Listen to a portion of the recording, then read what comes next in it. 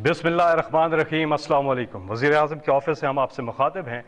आप वज़ीर आज़म इस्लामी जमहूरिया पाकिस्तान इमरान खान से फ़ोन पर डायरेक्ट बात करेंगे। आपका वज़ीर आज़म आपके साथ। इस सिलसिले की ये पहली नशिस्त है। ये फ़ोन नंबर 051-921-0809 पर आपके सवालात और वज़ीर आज़म के जवाब। इससे पहले कि हम आज के पहले कॉलर से बात करें, एक दफ़ा सब मिलकर दरूद शरीफ पढ़ लीजिए। अल्लाहुम्मा सल्लि अला मुहम्मदिन व अला आलि मुहम्मदिन कमा सल्लैता अला इब्राहीम व अला आलि इब्राहीम इन्नका हमीदुम मजीद। अल्लाहुम्मा बारिक अला मुहम्मदिन व अला आलि मुहम्मदिन कमा बारकता अला इब्राहीम व अला आलि इब्राहीम इन्नका हमीदुम मजीद। ए इश्क नबी मेरे दिल में भी समा जाना, मुझको भी मोहम्मद का दीवाना बना जाना। जिस ख्वाब में हो जाए दीदारे नबी हासिल, ए इश्क कभी मुझको नींद ऐसी सुला जाना। आज के इस निशस्त का आगाज करते हैं। पहले कॉलर हमारे साथ कौन है जी? अस्सलाम वालेकुम। वालेकुम सलाम जी। जी कौन साहब, कहाँ से? जी हैदराबाद बात कर रहा हूँ, साहिवाल से। जी, आप प्राइम मिनिस्टर साहब से क्या बात करेंगे? जी वज़ीर आज़म साहब अस्सलाम वालेकुम। जी वालेकुम सलाम। जी मेरा नाम हैदराबाद है और मेरा तल्लक साहिवाल के गांव 9 बम्बी से है। जनाब वज़ीर आज़म साहब, मैं आपसे ये दरख्वास्त करना चाह रहा था कि कोरोना की वैक्सीन माशाल्लाह आपकी हुकूमत अब पाकिस्तान में ला रही है। जनाब बहुत ज़बरदस्त इकदाम है। मेरी दरख्वास्त है कि जनाब ये छोटे शहरों में जैसा कि साहिवाल है और दीगर हैं कैसे पहुँचेगी और आम आदमी को कैसे मिलेगी? कहीं ऐसा तो नहीं कि बड़े बड़े लोग खुद ही लगवा लें और आम लोग रह जाएं? तो जनाब आप ज़रा इस पर नज़र रखिएगा। आपसे बहुत उम्मीदें हैं हमारी। शुक्रिया। अच्छा जी, बिस्मिल्लाहिर्रहमानिर्रहीम। इय्याक नअबुदु व इय्याक नस्तईन। देखें, वैक्सीन आज ही पहुंची है पाकिस्तान और मैं आपको पॉलिसी गवर्नमेंट की बता दूं कि सबसे पहले हमारी कोशिश है कि जिसको कहते हैं front line health workers, doctors और नर्सेस जो हस्पतालों में काम करती हैं और जिनको कोरोना के मरीज़ों से हर रोज़ जिनके करीब होते हैं, तो सबसे पहले हमारी कोशिश है कि वैक्सीन उनको लगाई जाए और उसके बाद फिर ये एक क्राइटेरियन के मुताबिक जो 60 साल की उम्र से ज़्यादा लोग हैं या जिनको कोई ऐसी बीमारियां हैं कि अगर कोरोना हो जाए तो उससे कॉम्प्लिकेशंस पैदा हो सकती हैं, फिर उनकी बारी आएगी। तो ये आप फिक्र ना करें, इसमें कोई अमीर गरीब में नहीं देखा जाएगा। इसमें सिर्फ क्राइटेरियन देखा जाएगा कि किसको पहले लगनी चाहिए और इंशाल्लाह कोशिश करेंगे कि ज़्यादातर हम लोगों को इस साल के जैसे साल गुजरता रहेगा तो इंशाल्लाह उनको कवर कर सकेंगे। अगले कॉलर है हमारे साथ इस्माइल अब्बासी। जी इस्माइल साहब, बात कीजिएगा। जी अस्सलाम वालेकुम वज़ीर आज़म साहब, अस्सलाम वालेकुम फैसल साहब। तो मैं सवाल करने से पहले इस बात को सराहना चाहूँगा कि ये जो सवाल की नशिस्त आप लोगों ने शुरू की, ये बहुत खुशाइंद है। किसी भी मुआशरे में सवाल बहुत अहम है। तो ये बस इतनी सी बात के बाद मैं सवाल की तरफ आता हूँ और मेरा सवाल खान साहब का जो एक नज़रिया है रियासत मदीना का जो कॉन्सेप्ट खान साहब पेश करते हैं, और ये इलेक्शन से पहले भी था और मैं भी उन लोगों में से था जिसने वोट किया इस आवाज़ इस बात के लिए। तो खान साहब से सवाल ये है कि ये जो एक रोमांस आज हमारी कौम का इस कॉन्सेप्ट के साथ आपने बनाया है, तो क्या आप समझते हैं कि ये रोमांस इसी तरह बरकरार रहेगा? कहीं ऐसा तो नहीं होगा कि ये एक मुगालता हो जाए, फैलेसी हो जाए, इंटेलेक्चुअल फैलेसी का शिकार हो जाए हम, और जो कॉन्सेप्ट रियासत मदीना का हमारे जहन में है वो कहीं डिस्टॉर्ट तो नहीं हो जाएगा? क्योंकि हम देखते हैं कि लोग जब बात करते हैं, इस्लामाबाद पुलिस के हाथों उसामा सत्ती का कत्ल हो, साहिवाल वाकया हो, तो लोग कहते हैं कि जी ये रियासत मदीना है। तो कहीं हम जिस चीज़ को योलोजाइज करना चाहते हैं, सराहना चाहते हैं, जिसको बहुत उठाना चाहते हैं, कहीं हम उस ग्रैंड वो जो डिज़ाइन है कहीं ऐसा ना हो कि वो ख्वाब जो है वो और ख्वाब का टूटना जो है वो बड़ा। जी जी जी जी बेसिकली आप ये कह रहे हैं कहीं फेल ना हो जाएं। देखिए, मैं आपको दो मुख्तलिफ चीज़ें बताना चाहता हूँ। کہ اللہ نے مجھے شاید زیادہ آزمایا اور باقی لوگوں سے زیادہ کامیابی دی. یعنی مختلف چیزوں میں زندگی میں نے بڑے بڑے گولز رکھے. کرکٹ میں پھر ایز کیپٹن، پھر شوکت خانم، پھر نمل یونیورسٹی، اور پھر ایک وہ آدمی جس کی کوئی پولیٹیکل بیک گراؤنڈ نہیں تھی، وہ ایک 2 پارٹی سسٹم کے اندر وہ ایک پارٹی بناتا ہے، اور پھر ایک جد و جہد کے بعد وہ پارٹی اقتدار میں آ جاتی ہے. اور 2 پارٹی سسٹم جو دنیا میں کہیں نہیں ٹوٹتا. یہ یاد رکھیں کہ جدھر 2 پارٹیز ہیں وہ تیسری پارٹی کا آنا ناممکن ہے. امریکہ میں دیکھ لیں، انگلینڈ میں دیکھ لیں، اس وقت اب ہندوستان میں دیکھ لیں، جدھر بھی دیکھ لیں. تو لہٰذا کہنے کا مقصد یہ ہے کہ یہ ساری چیزیں جب میں کرنے گیا، تو جس طرح آج آپ کہہ رہے ہیں کہ مدینہ کی ریاست ایک یہ ایسے خواب ہی نہ رہ جائے، تو یہ سب نے مجھے زندگی میں کہا کہ یہ چیزیں نہیں ہو سکتی. جو بھی میں نے کام کیا ہے دنیا کہتی تھی یہ چیزیں نہیں ہو سکتی. اور وہ کیوں کہتی ہے دنیا؟ یہ یاد رکھیں، اور میں نوجوانوں کے لیے بھی بات کر رہا ہوں کہ کبھی آپ لوگوں کی باتوں سے یہ نہ ہو کہ اپنی خواب کے پیچھے نہ جائیں. دنیا ہمیشہ وہ چیزیں کہے گی جو ساری دنیا کرتی ہے، لیکن جب آپ کوئی ہٹ کے چیز کریں گے تو دنیا آپ کو ڈسکریج کرے گی کہ یہ نہیں ہو سکتا. تو پہلے تو میں یہ آپ کو بتا دوں کہ اللہ نے انسان کے اندر وہ طاقت دی ہے. جب انسان کو اشرف المخلوقات بنایا ہے تو اللہ نے انسان میں وہ چیز دی ہے جو اس نے فرشتوں کو کہا کہ میں نے تمہیں بھی نہیں دی. تو ہم اس کی عظیم مخلوق ہیں، ہمارے میں بہت صلاحیتیں ہیں. ہم کیونکہ کہیں نہ کہیں راستے میں اپنی خواب کے پیچھے نہیں جاتے، ہم اپنے دل کی خواہشوں کے پیچھے نہیں جاتے، ہم ڈر جاتے ہیں، ہم معاشرے ہمیں کہتا ہے کہ یہ نہیں ہو سکتا، تو ہم راستے میں وہ کام نہیں کرتے جو ہمارا دل کہتا ہے، ہم پھر وہ کام کرتے ہیں جو کہ ساری دنیا چاہتی ہے ہم کریں. آج تک دنیا میں کسی نے بھی کوئی بڑا کام کیا ہے تو ہر آدمی، ہر اس انسان کو دنیا نے کہا یہ نہیں ہو سکتا. جب پہلا آدمی ماؤنٹ ایورسٹ پہ چڑھا تھا، دنیا کے سب سے اونچے پہاڑ پہ، تو اس سے پہلے تو یا مر گیا تھا کوئی یا فیل ہو گیا تھا. تو لوگوں نے اسے کہا کہ تم نہ کرو، یا دیوانہ ہے جو کہ کوشش کر رہا ہے. تو یہ یاد رکھیں کہ انسان کا جو دل کہتا ہے اس کے پیچھے جانا چاہیے، اور پھر جب جائے گا تو پل جلا کے جائے کہ اب اس کی واپسی کوئی نہیں ہے. یعنی اگر میں نے یہ فیصلہ کیا ہے کہ انشاءاللہ یہ ہمارا مدینہ کے ریاست کے اصولوں پہ ایک عظیم قوم بنے گی، تو اس کے بعد کوئی دوسرا راستہ نہیں ہے. اب آ جائیں جی مدینہ کی ریاست، یہ سمجھ رہے ہیں. اور انشاءاللہ اب ہم پاکستان کے اندر 7، 8 اور 9 کلاسز میں ہر سکول کے اندر سبجیکٹ رکھ رہے ہیں سیرت نبی، کہ وہ کیا تھی مدینہ کی ریاست، کیونکہ لوگوں کو پتہ ہی نہیں ہے اس چیز کا. وہ کوئی ایک چیز ملک میں خراب ہوتی ہے وہ کہتے ہیں جی مدینہ کی ریاست کدھر گئی. مدینہ کی ریاست ایک بڑی خواب تھی، ایک ماڈرن ریاست تھی. دنیا میں پہلی دفعہ اس طرح کے کانسیپٹس آئے، ایک جمہوری کلچر آیا، قانون کی بالادستی آئی. کوئی قانون سے اوپر نہیں تھا. جب نبی صلی اللہ علیہ وسلم نے کہا کہ میری بیٹی بھی قانون توڑے گی تو اس کو بھی سزا ملے گی، کوئی قانون سے اوپر نہیں تھا. پھر ایک انسانیت کا نظام تھا جس کو فلاحی ریاست کہتے ہیں. ریاست نے اپنے کمزور طبقے کی ذمہ داری لی تھی. یہ بڑے کانسیپٹ تھے. پھر میرٹ تھی، پھر انسانی حقوق تھے.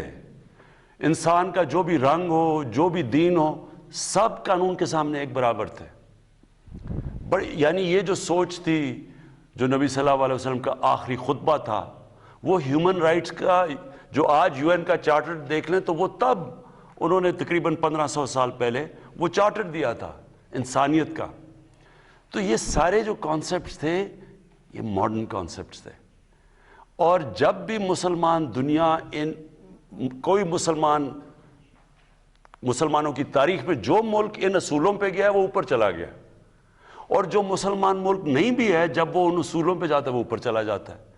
اور جو ان سے پیچھے ہٹ جاتا ہے، جو بدقسمتی سے ہم ہٹ گئے ہیں، تو تب وہ ملک نیچے جاتا ہے، جو ہماری آج حالات ہے. تو یہ مدینہ کا ریاست، یہ یاد رکھیں، یہ ایک جد و جہد کا نام ہے. یہ سوئچ آن آف نہیں ہوتا کہ مدینہ کی ریاست آ جاتی ہے، ساری قوم مل کے ایک بڑی خواب کی طرف جاتی ہے، محنت کرتی ہے، قربانیاں دیتی ہے، مشکل وقت سے نکلتی ہے، لیکن پھر کیونکہ مدینہ کی ریاست نبی صلی اللہ علیہ وسلم کی سنت تھی، وہی قوم اٹھ جاتی ہے اور عظیم قوم بن جاتی ہے، اور انشاءاللہ یہ بننے جا رہی ہے پاکستان ایک عظیم قوم۔ جی اگلے کالر سے ہم بات کریں گے، ہمارے ساتھ لائن پر ہیں گلگت سے شعیب جی، آپ مخاطب ہیں پرائم منسٹر عمران خان سے۔ السلام علیکم سر۔ جی وعلیکم السلام۔ ہاں سر، میں شعیب بول رہا ہوں گلگت سے۔ مجھے بڑی خوشی ہے سر کہ میں ایک ایسے وزیر اعظم سے بات کر رہا ہوں ملک کے تاریخ کے جو کہ براہ راست عوام سے بات کرنا چاہتے ہیں، ان کے مسائل سننا چاہتے ہیں۔ تو سر میرے بنیادی طور پہ 2 سوال ہیں۔ ہلو جی جی آ رہی آواز؟ ہاں سر، میرے بنیادی طور پہ 2 سوال ہیں۔ پہلا سوال میرا یہ ہے کہ سر گلگت بلتستان جو ہے وہ سی پیک کا گیٹ وے ہے۔ پہلے پیپل پارٹی کی گورنمنٹ آئی 2009 میں، 2015 میں مسلم لیگ نون کی گورنمنٹ آئی، انہوں نے ایک پروجیکٹ بھی گلگت بلتستان کے لیے نہیں رکھا سی پیک میں۔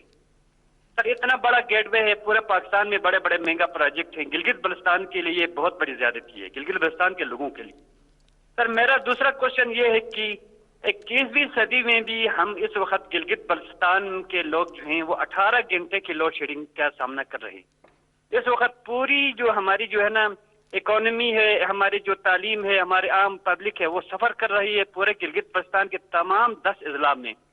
سر شدید ترین لوڈ شیڈنگ ہے سردی میں، نہ ہیٹنگ کے لیے کوئی مسئلہ ہے وہ ہم کر سکتے ہیں نہ، اور میرا تمام مسئلے جو ہے نا وہ بجلی کے ساتھ ہی۔ اگر ہماری بجلی کا ایشو جو حل ہو جاتا ہے تو ہم بہت سے مسئلے سے وہ ہمارے وہ ہو جائیں گے سر۔ تو میری گزارش یہ ہوگی کہ سر یہ جو سی پیک میں ہے، اس میں ہمارے جو شونٹر پاس اور گلگت چترال ایکسپریس وے کو اگر رکھ دیں تو ایک تو یہ ہوگا کہ ہمیں کراکرم ہائی وے کے متبادل ہمیں سڑک ملے گی، اور ہمارا جو سفر جو ہوگا وہ سال بھر جاری رہے گا، پورے 4 سال کے 12 مہینوں میں۔ تو میرے ہی سوال ہے، آپ کی بڑی مہربانی سر۔ جی اچھا، میں آپ کو پہلے تو گلگت بلتستان کے اوپر جو چیز کہنا چاہتا ہوں، یہ آپ نے سمجھنی ہے بات، ہر جگہ کا ایک خاص چیز ہوتی ہے کہ وہ جس کو کمپیریٹیو ایڈوانٹیج کہتے ہیں، کہ وہ باقی جگہوں سے اس میں کوئی خاص چیز ہوتی ہے جو وہ ڈیولپ ہو سکتی ہے، ہر جگہ پہ ہے۔ مثلا کبھی بھی گلگت بلتستان کراچی یا فیصل آباد یا سیالکوٹ کی طرح کا انڈسٹریل ہب نہیں بن سکتا، آپ جو مرضی کر لیں وہ نہیں ہو سکتا، لیکن گلگت بلتستان وہ جگہ بن سکتی ہے جو دنیا کا ٹورزم کا ہب بن سکتا ہے۔ آپ کو میں مثال دیتا ہوں کہ سوئٹزرلینڈ جو سارا جو گلگت بلتستان یا ناردرن ایریاز ہمارے ہیں، سوئٹزرلینڈ اس سے آدھا ہے، اس کا سائز اس سے آدھا ہے، اور سوئٹزرلینڈ ٹورزم میں ہر سال 80 ارب ڈالر کماتا ہے۔ اب یہ سوچیں کہ پاکستان ساری جو ایکسپورٹ کرتا ہے وہ 25 ارب ڈالر ہے، سارا پاکستان، اور صرف سوئٹزرلینڈ اپنی ٹورزم سے 80 ارب ڈالر کماتا ہے۔ تو جو گلگت بلتستان ہے وہ دگنا ہے سوئٹزرلینڈ سے، یہاں کے پہاڑ اس سے بہت زیادہ بڑے ہیں، یہاں خوبصورتی اس سے بہت زیادہ ہے، کیونکہ میں نے تو سوئٹزرلینڈ دیکھا ہوا ہے اور سارا گلگت بلتستان دیکھا۔ یہ سمجھ لیں کہ اگر ہم کانسنٹریٹ صرف ٹورزم پہ کریں، یہ سارا علاقہ وہ خوشحال ہو سکتا ہے جو آپ سوچ بھی نہیں سکتے۔ ہاں سی پیک کے بھی راستے میں ہیں، بالکل ٹھیک ہے، ہاں کئی ایسی ہم وہاں انڈسٹری لگا سکتے ہیں، یہ بھی ٹھیک ہے، ہر قسم کی انڈسٹری وہاں نہیں لگ سکتی، لیکن یہ میں آپ کو کہہ دوں کہ جو اب میری سوچ ہے، میں نے آپ کے چیف منسٹر سے میری بات چیت بھی ہوئی ہے کہ انشاءاللہ ہم پورا اب زور لگا رہے ہیں کہ ہم نے اس کو ٹورزم کا ہب بنانا ہے۔ دوسری چیز جو بجلی کی آپ نے بات کی، یہاں ہے ہائیڈرو الیکٹریسٹی۔ اب تک مسئلہ یہ رہا ہے کہ وہاں اگر ہائیڈرو الیکٹرک یعنی پانی پہ بجلی بنائیں گے تو اس کو کیسے، اتنا لمبا وہ راستہ ہے، اس کو نکالیں گے کیسے؟ لیکن میں نے فیصلہ کیا ہے، اور یہ میں نے پچھلے ہفتے ہی آرڈر کیا ہے کہ ہم ایک گرڈ سٹیشن بنانے لگے ہیں گلگت بلتستان میں، کیونکہ ہمیں پتہ ہے وہاں مسئلہ آپ کو پڑا ہوا ہے بجلی کا۔ دوسری چیز، ہم چھوٹے چھوٹے ہائیڈرو بجلی یعنی پانی کے اوپر بجلی کے وہ جنریشن کے پلانٹس لگانے لگے ہیں، یہ بھی ہم اب کرنے لگے ہیں۔ تو اور تیسری چیز سڑکیں. آپ نے بات ٹھیک کی کہ ٹورزم تب ہوتی ہے جب ایک ایریا کو ایک سڑک کھول دیتی ہے ٹورزم کے لیے.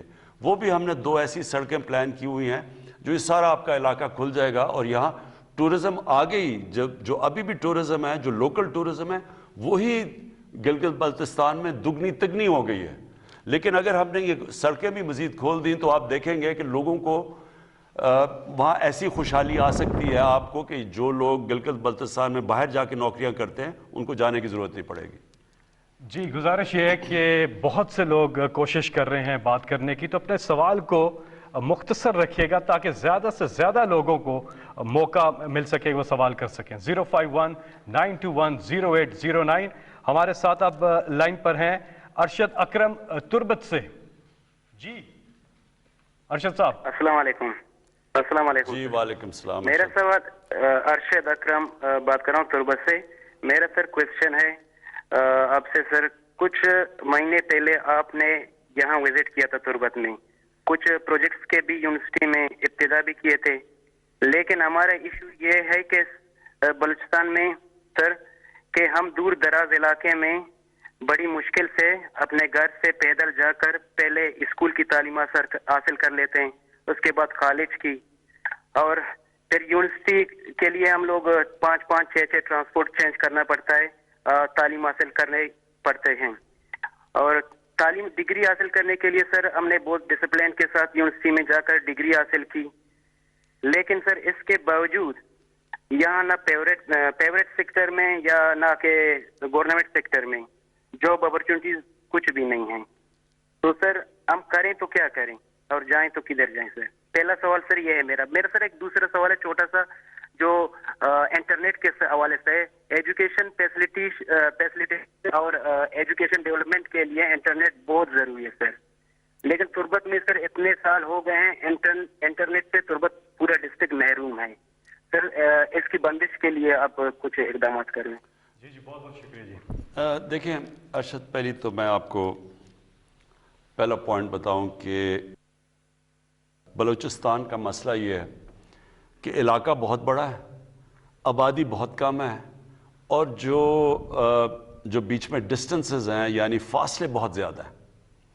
تو اس لیے اس کی جو ڈیولپمنٹ ہے وہ ایک آسان نہیں ہے, کیونکہ ڈیولپمنٹ کیسے ہوتی ہے کہ جب زیادہ لوگ ایک جگہ پہ جمع ہو جاتے ہیں تو ان کو پھر سہولتیں دینا, وہاں یونیورسٹیز کالجز وغیرہ انڈسٹری بنانا آسان ہو جاتا ہے. تو جب اتنے بڑے فاصلے ہوں تو ایک تو یہ مسئلہ ہے بلوچستان کا. دوسری چیز کہ جو پولیٹیکل سیٹ اپ رہا ہے بلوچستان میں, اس نے بھی بلوچستان کے لوگوں کو نقصان پہنچایا ہے. ہوا کیا ہے کہ وہاں جو پولیٹیکل لوگ آئے ہیں بلوچستان میں, انہوں نے بجائے اس کے کہ وہاں کا پیسہ نیچے تک جاتا وہ اوپر ہی رہ گیا ہے. تو جو ایک اچھا بلدیاتی نظام آنا چاہیے تھا جو بلوچستان کے لیے بہت ضروری ہے کہ آپ کا ڈائریکٹ پیسہ گاؤں میں جائے, جو دور دراز علاقے کے گاؤں ہیں ادھر پیسہ جائے, وہ پیسہ چلا جاتا ہے اوپر اور وہ وہاں سے نیچے جاتا نہیں ہے. تو اس کے لیے ایک بلدیاتی نظام بہت ضروری ہے بلوچستان میں. یہ میں دوسری آپ کو بات کر رہا ہوں. اب آگے میں تربت بھی گیا تھا اور ہم نے ایک پیکج دیا.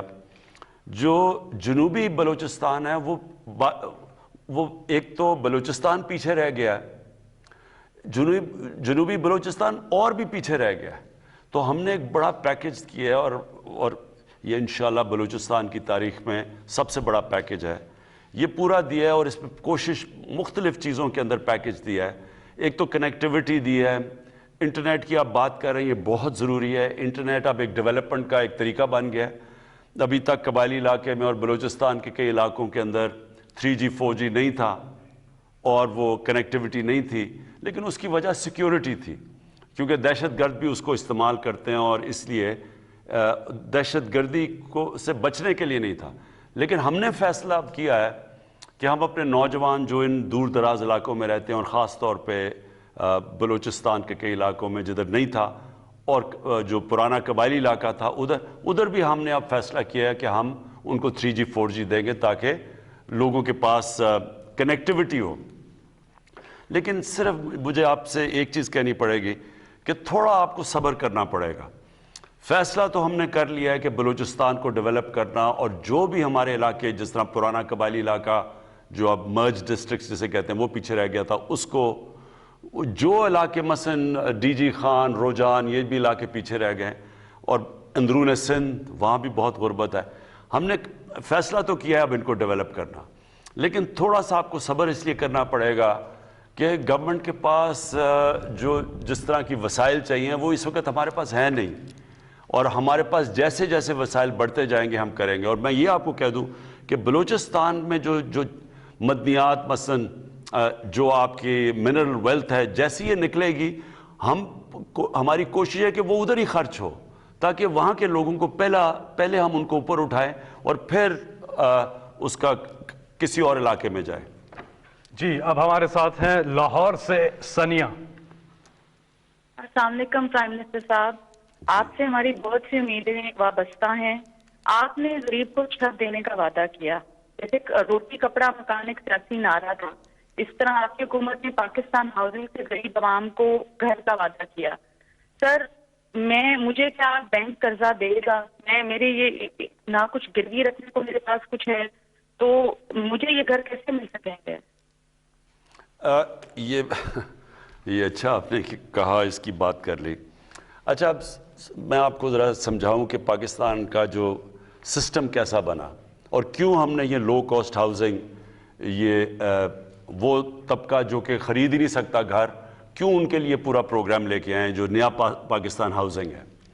دیکھیں ساری دنیا میں گورنمنٹ گھر نہیں بنا کے دیتی، کوئی بھی دنیا میں گورنمنٹ، امیر سے امیر گورنمنٹ بھی سب کو غریب لوگوں کو گھر نہیں بنا کے دے سکتی.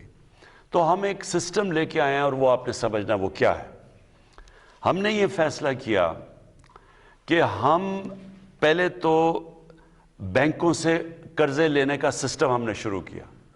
پاکستان میں آپ کو پتا، ساری دنیا میں آپ ذرا میں یہ بھی ذرا سمجھ لیں، امریکہ کے اندر، برطانیہ میں، یورپ میں 80% بینک جو لوگ گھر لیتے ہیں وہ بینکوں سے قرضے لے کے لیتے ہیں، جس کو مورگیج کہتے ہیں، ہاؤس فائنینسنگ، یعنی بینک فائنینس کرتے ہیں لوگوں کے گھر.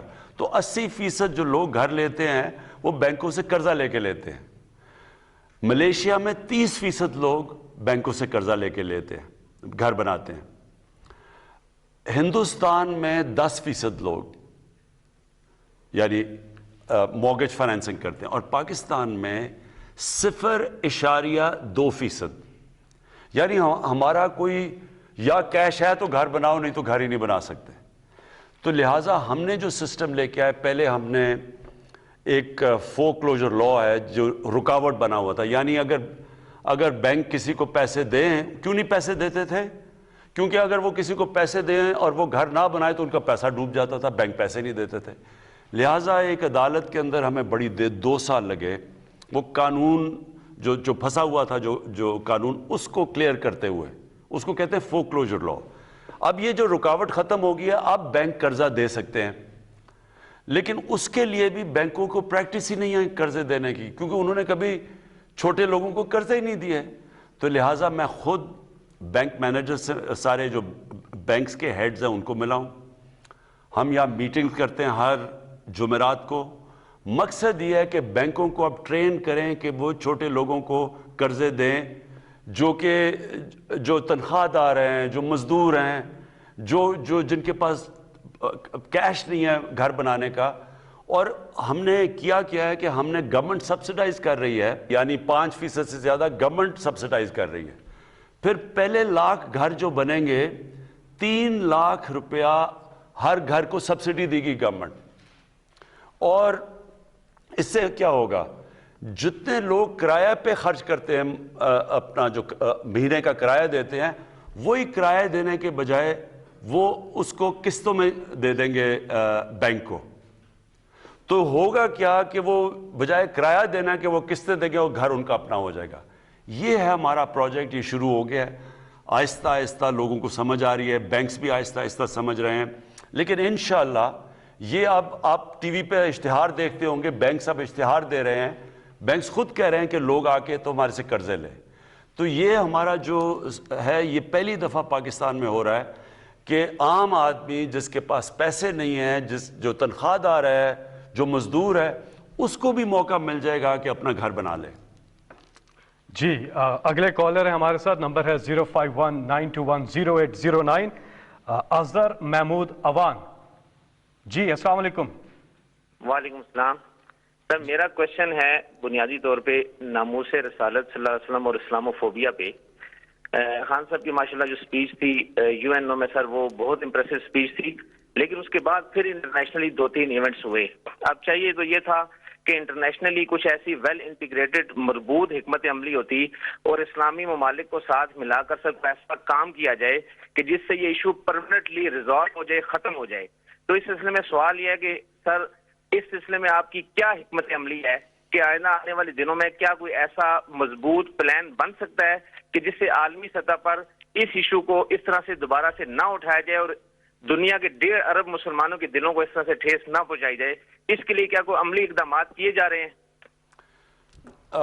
دیکھیں، یہ ہماری بڑی بدقسمتی ہے مسلمانوں کی کہ یہ شروع ہوا ہے 1989 سے، جب سلمان رشدی نے کتاب لکھی اور اس کے اندر اس نے گستاخی کی ہمارے نبی صلی اللہ علیہ وسلم کی شان میں۔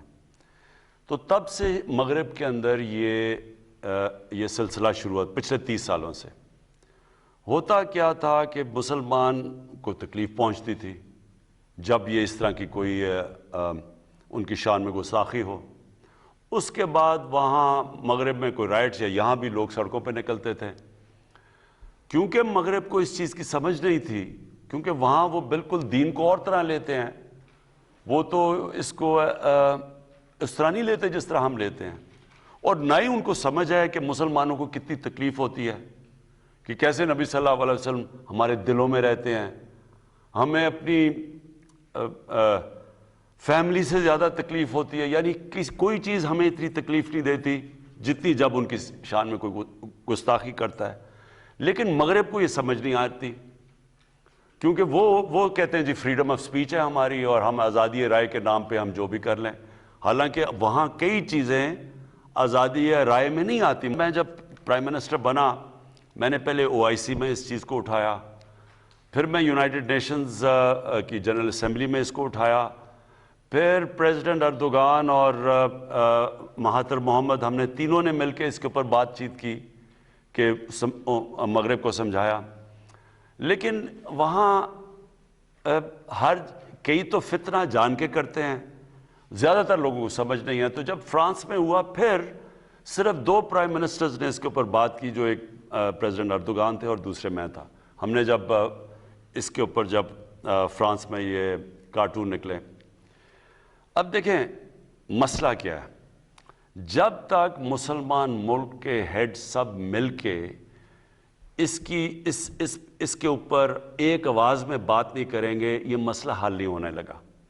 اور میں نے سارے مسلمان ہیڈز کو خط بھی لکھے، یہ جب فرانس کے اندر ابھی ہوا تو میں نے سارے مسلمان سربراہوں کو خط لکھے اور کہا ان کو کہ ہم سب کو مل کے ایک آواز میں کہنا پڑے گا کہ یہ آزادی رائے کی آڑ لے کے مسلمانوں کو تکلیف نہ پہنچائیں، نبی صلی اللہ علیہ وسلم کی شان میں گستاخی کر کے۔ اب یہ ایک جد و جہد ہے، یہ ہمیں کرنا، مسلسل اس کے اوپر کام کرنا پڑے گا، اور مجھے پورا یقین ہے کہ ہم کامیاب ہو جائیں گے۔ وزیر اعظم عمران خان، جس انداز میں آپ نے تحفظ ناموس رسالت کو پوری دنیا میں انٹرنیشنل فورمز پر اجاگر کیا، چاہے وہ UN ہو چاہے OIC ہو، آپ نے سچے عاشق رسول صلی اللہ علیہ وسلم ہونے کا ثبوت دیا ہے، اور یہ دعا ہے کہ اللہ تعالیٰ اس عظیم کام میں آپ کے شامل حال ہو۔ یہاں پر ہم ایک وقفہ لیں گے اور وقفے کے بعد مزید جو کالرز ہیں ان سے بات ہوگی۔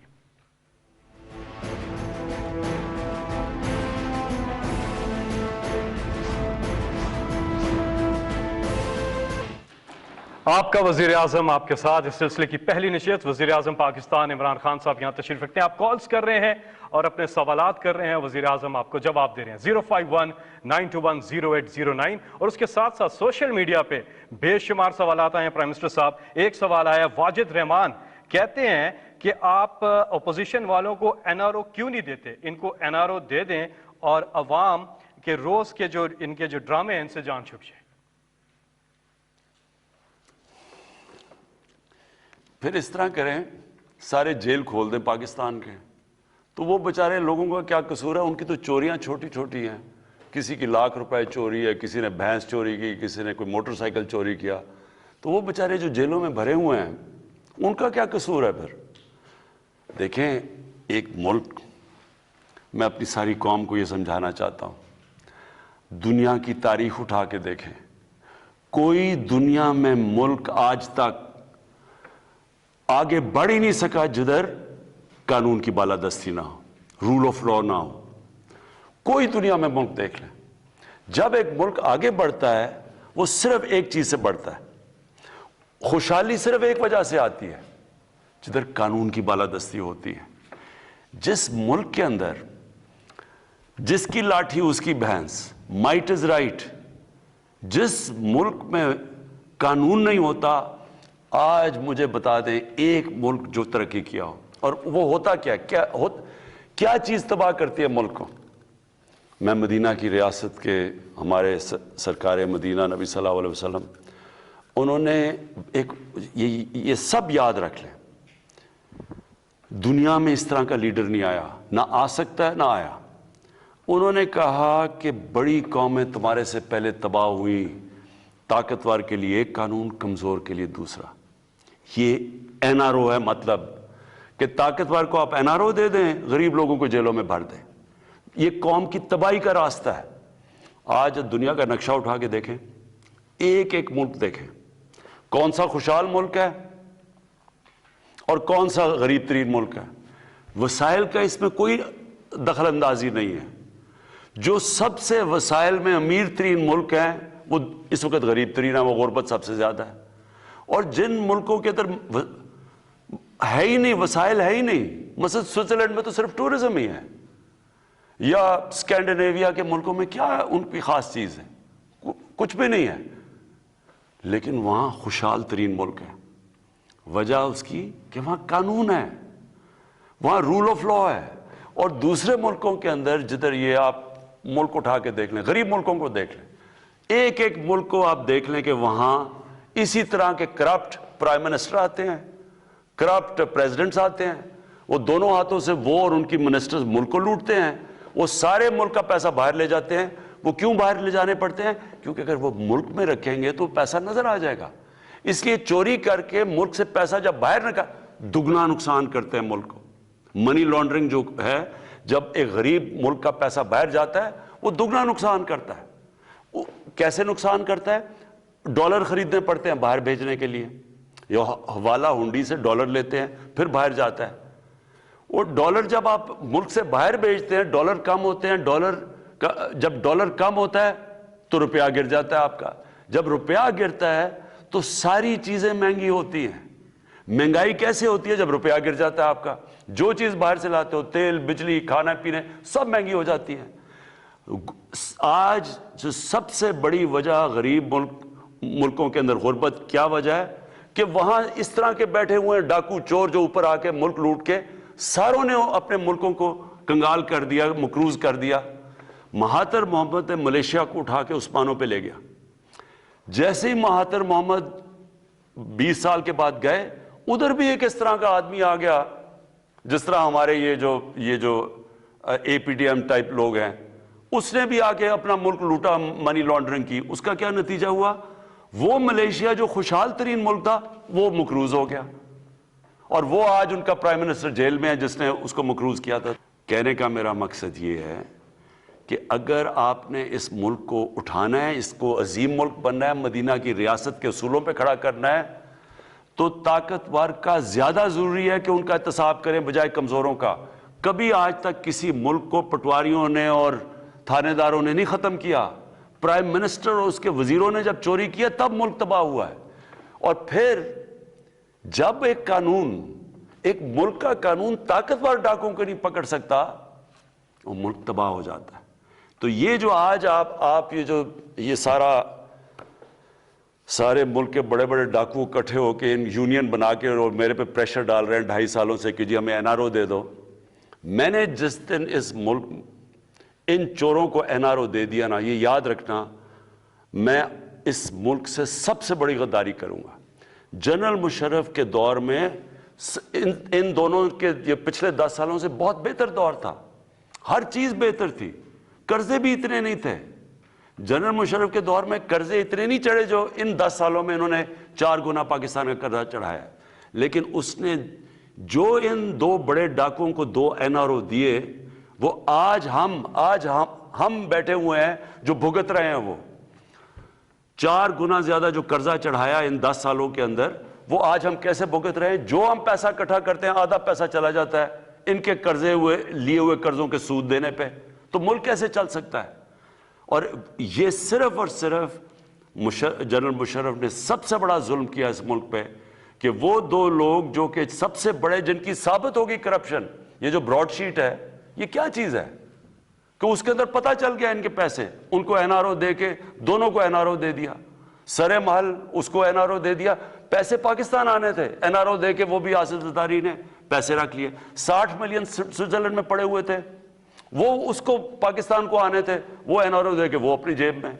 सारा ये जो हुदैबा पेपर मिल्क सारा ओपन एंड शट केस था, NRO दे के, और वो जो इसकी बाहर प्रॉपर्टीज पकड़ी ब्रॉडशीट में वो सारी माफ हो गई। तो नुकसान किसको हुआ? आज पाकिस्तान वो नुकसान उठा रहा है। जी अगले कॉलर है विहारी से अजमत अली। जी अजमत। जी जनाब वज़ीर आज़म साहब अस्सलाम वालेकुम। वालेकुम सलाम। सर हर माह में 2 दफा पेट्रोलियम मशरूआतें बढ़ जाती हैं, जिसकी वजह से हर चीज पे महंगाई आ जाती है। जो दिहाड़ीदार तबका, जो मतलब के छोटा किसान है, वो इस चक्की में पिस रहा है। कोई शफकत की जाए इस पर। देखिए ये सबसे तकलीफ दह चीज़ है महंगाई, और मुझे इस चीज़ का पूरा एहसास है कि इस वक्त हमारे लोगों के ऊपर एक मुश्किल वक्त आया हुआ है महंगाई की वजह से। लेकिन ये भी ज़रूरी है आप सबका कि समझना कि ये महंगाई होती क्यों है। मैं अगर हर हफ्ते मीटिंग लेता हूँ महंगाई की, एक चीज़ देखता हूँ कि कौन सी चीज़ की कीमत क्यों चढ़ रही है, तो ये सोचें कि अगर मुझे इतनी ये इसके यानी मेरे ज़हन पे ये इतना पड़ा हुआ है, तो ये क्यों नहीं, ये महंगाई है क्या, होती क्यों है। तो ये मैं ज़रा चाहता हूँ कि आज आप सब समझ लें। देखें महंगाई की सबसे बड़ी वजह क्या होती है। उसकी सबसे बड़ी वजह ये होती है कि जब आप हमारा रुपया गिरता है, और रुपया क्यों गिरता है ये भी पहले आप समझ लें। रुपया इसलिए गिरता है कि जब आप मुल्क में जो डॉलर्स आ रहे हैं वो कम है और मुल्क से डॉलर बाहर ज्यादा है, जो जा रहे हैं वो ज्यादा है। ये क्यों मनी लॉन्ड्रिंग इतनी बुरी, ये इतना बड़ा हमारे लिए अजाब बना हुआ है। एक अंदाजे के मुताबिक, और मेरे ख्याल में इससे ज्यादा पैसा बाहर जाता है, जो अमेरिका का जो स्टेट डिपार्टमेंट है उसने एक पेपर छापा था गालिबन कोई 8-9 साल पहले कि 10 अरब डॉलर हर साल पाकिस्तान से बाहर जाता है मनी लॉन्ड्रिंग होके, यानी चोरी होके ना, इस चोरी का पैसा 10 अरब डॉलर बाहर जाता है।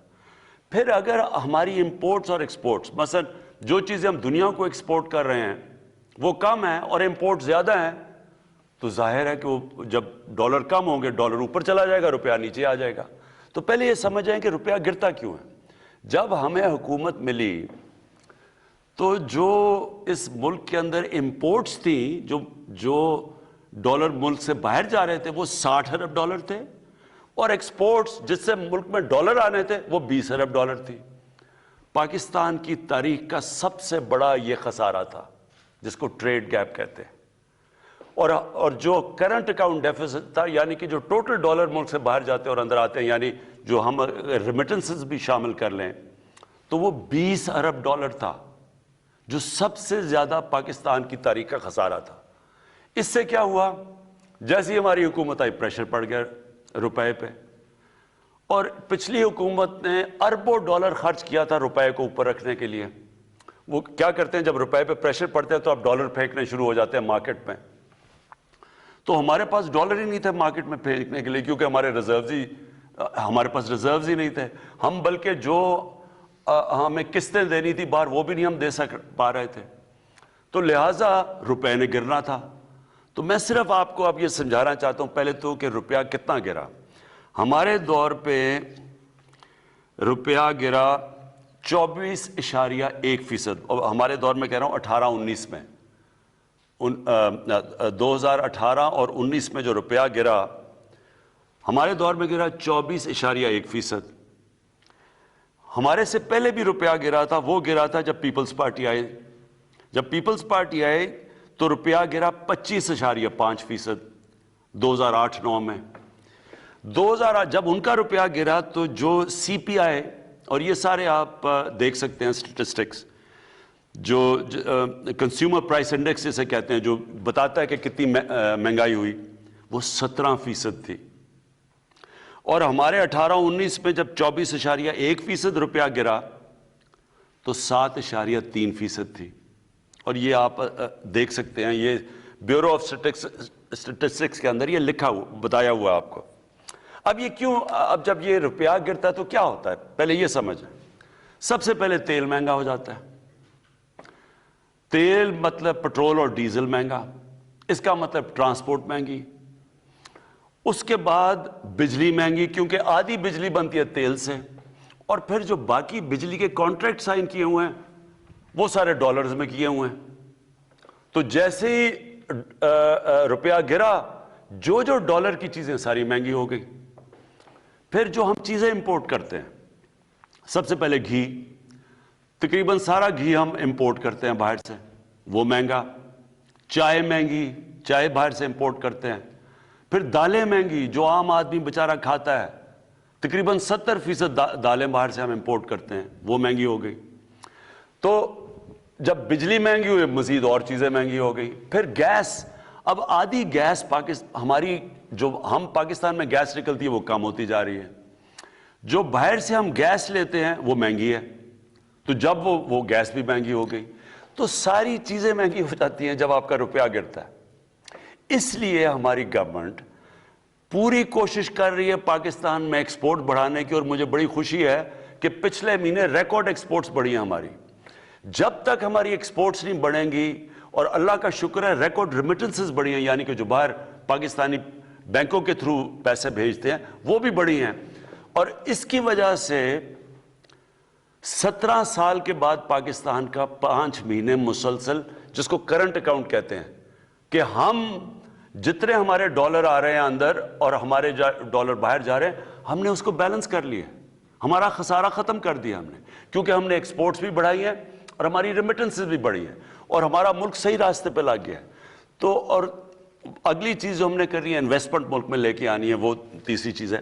तो जैसे जैसे हम अब कदम उठा रहे हैं, डॉलर्स हमारे मुल्क में ज़्यादा आएंगे, हमारा रुपया स्ट्रांग हो जाएगा। जब रुपया ठीक होगा तो ये आपका सबसे बड़ा महंगाई का मसला तब ख़त्म होगा।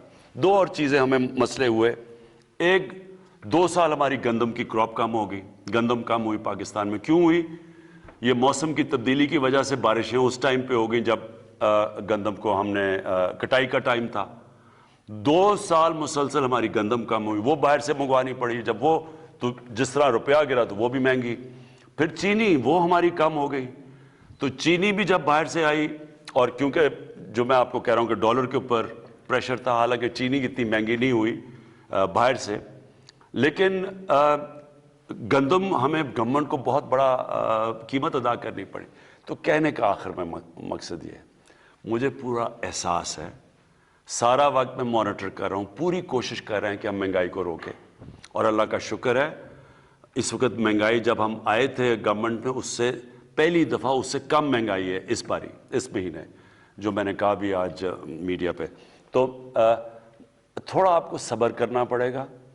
एक बुरे माशी हालात में, एक मकरूज़ मुल्क में जिसने कर्जे लिए हुए थे, आहिस्ता आहिस्ता जैसी हमारी माइशत ठीक होगी, इंशाल्लाह इसके ऊपर मुकम्मल काबू पा लेंगे। जी, कॉल्स का सिलसिला जारी है। आप प्राइम मिनिस्टर पाकिस्तान इमरान खान से बात कर रहे हैं। कौन बात कर रही हैं, कहाँ से? जी, मैं बादशाह बात कर रही हूँ, आयरलैंड से। जी, क्या सवाल है आपका प्राइम मिनिस्टर से? मेरा सवाल प्राइम मिनिस्टर साहब से है कि हम लोग जो है एक गैर इस्लामी ममालिक में रहते हैं, और हम एज अ पाकिस्तानी और एज अ मुसलमान, हमारे लिए यहाँ पे नामूस रसालत का बहुत बड़ा मसला है। हम लोग उनसे, हमारा ये है कि 1 अरब से ज़ाहिद मुसलमानों की जो है नबी सल्लल्लाहु अलैहि वसल्लम के साथ मोहब्बत को बार बार आजमाया जाता है, जिससे तमाम मुस्लिम ममालिक में इश्तियाल पैदा हो जाता है। اس حوالے سے میرا ان سے سوال ہے کہ ہم لوگ آواز تو اٹھاتے ہیں، لیکن کیا تمام مسلم ممالک مستحق ہو کے ایک مشترکہ رائے عملی اختیار کر سکتے ہیں؟ کیا پرائم منسٹر صاحب دیگر مسلم ممالک کے سربراہان سے اس معاملے میں رابطے میں ہیں کہ نہیں؟ دیکھیں، میں یہ پہلے بھی جواب دے بیٹھا ہوں، اب پھر آپ کو کہتا ہوں، جب تک مسلمان دنیا مل کے اس کا پریشر نہیں ڈالے گی مغرب ممالک کے اوپر، یہ مشکل رہے گا ہمارے لیے کہ وہ اس کے پیچھے چھپ جاتے ہیں کہ جی آزادی رائے، کہ جی ہماری آزادی رائے ہے. لیکن مجھے ابھی بھی میں آپ کو بتا دوں کہ کبھی بھی ان کو اس چیز کا اتنا احساس نہیں ہوا جتنا آج کل ہوا، کیونکہ جب سے ہم نے اٹھایا، اور مجھے فخر ہے اس کا کہ پاکستان سب سے زیادہ اس نے اس چیز کو اٹھایا ہے، ساتھ ساتھ اسلاموفوبیا، جو آپ مغرب میں رہتے ہیں آپ کو پتہ ہے کہ کس طرح کی وہاں اسلام کے خلاف پروپیگنڈا اور اسلاموفوبیا سے بڑے ہمارے لوگوں کو مشکل وقت سے گزرنا پڑتا ہے. لیکن اس کا صرف حل ایک ہی ہے، ہم آہستہ آہستہ، اور میری پوری کوشش ہوگی کہ مسلمان ممالک کو میں اکٹھا کروں اور اس چیز کے اوپر، اور پریزیڈنٹ اردوغان نے پورا میرے ساتھ انہوں نے سٹینڈ لیا ہوا ہے. جس طرح میں نے کہا، جب فرینچ پریزیڈنٹ میکرون نے جب انہوں نے کہا تو صرف 2 مسلمان ہیڈز آف سٹیٹ نے اس کے اوپر بات کی اور ان کی تنقید کی. تو اس لیے انشاءاللہ ہماری کوشش ہے کہ اور زیادہ لوگوں کو اکٹھا کریں گے. مجھے پورا یقین ہے کہ یہ کیمپین میں انشاءاللہ ہم کامیاب ہو جائیں گے. جیسے ہی ان کو یہ پتہ چلے گا کہ جس وقت وہ کوئی بھی ان کے ملک میں اس طرح کی حرکت کرے گا، ایک دم 50 مسلمان ملکوں سے ریاکشن آئے گا، تب یہ ایشو ختم ہوگا. 0519210809 پر آپ کی کالز کا سلسلہ جاری ہے. اگلے کالر ہمارے ساتھ کون ہے؟ جی السلام علیکم. ہلو. جی السلام علیکم. جی میں عباس مرزا بول رہا ہوں ٹورانٹو سے. جی میں وزیر اعظم پاکستان سے بات کر سکتا ہوں؟ جی آپ کر رہے ہیں. جی السلام علیکم وزیر اعظم پاکستان عمران خان صاحب، کیسے ہیں آپ سر؟ جی مہربانی. آپ کا بہت بہت شکریہ، آپ نے کال لی. میں آپ سے ایک سوال کرنا چاہتا ہوں. آپ نے فرمایا کہ فورن فنڈنگ کیس میں اپوزیشن والے خود پھنس گئے ہیں، اس کی وضاحت فرمائیں گے اور یہ بھی بتائیں گے کہ آپ کا فورن فنڈنگ کا کیا معاملہ ہے؟ کیا آپ نے بھی کسی سے پیسے لیے ہیں؟ حقیقت کیا ہے؟ پلیز اگر آپ بتا سکیں تو. یہ بڑا اچھا کہ آپ نے یہ سوال پوچھ لیا، کہ وہ ایک بڑی اچھی ایک سینگ ہے، ایک پنجابی کی سینگ ہے کہ گیدڑ کی جب موت آتی ہے تو شہر کی طرف بھاگتا ہے. اب انہوں نے فورن فنڈنگ کا کیس ہمارے اوپر کر دیا کہ جی فورن فنڈنگ آئی ہے پاکستان پی ٹی آئی میں، تو انہوں نے تو بڑا اپنے آپ کو عذاب میں ڈال لی ہے، اور میں وہ بتاتا ہوں کیوں. دیکھیں، مجھے آج سے تقریباً 31 سال پہلے میں نے فنڈ ریزنگ شروع کی تھی شوکت خانم کی. تو میں تو پاکستان کا وہ فنڈ ریزر ہوں جس نے پاکستان کی تاریخ میں سب سے زیادہ پیسہ اکٹھا کیا. آج بھی اکٹھا کر رہا ہوں شوکت خانم کے لیے، نمل یونیورسٹی کے لیے. تھوڑا مشکل ہے جب سے پرائم منسٹر بنا ہوں، لیکن اس سے پہلے تو میں سب سے زیادہ پیسہ اکٹھا کرتا تھا پارٹی کے لیے بھی. تو کیونکہ مجھے سمجھ تھی فنڈ ریزنگ کیا ہے، ہماری پارٹی واحد پارٹی ہے جس نے پولیٹیکل فنڈ ریزنگ کی ہے. پولیٹیکل فنڈ ریزنگ کیا ہوتی ہے کہ ہم باقاعدہ ڈنرز کرتے تھے، ڈنرز پہ لوگ آتے تھے، ان لوگوں سے پھر ہم ان کو بتاتے تھے کہ پارٹی کیا کرنا جا رہی ہے، اور پھر وہ پیسے دیتے تھے. اور اس میں بہت بڑا ہاتھ اوورسیز پاکستانیز کا تھا.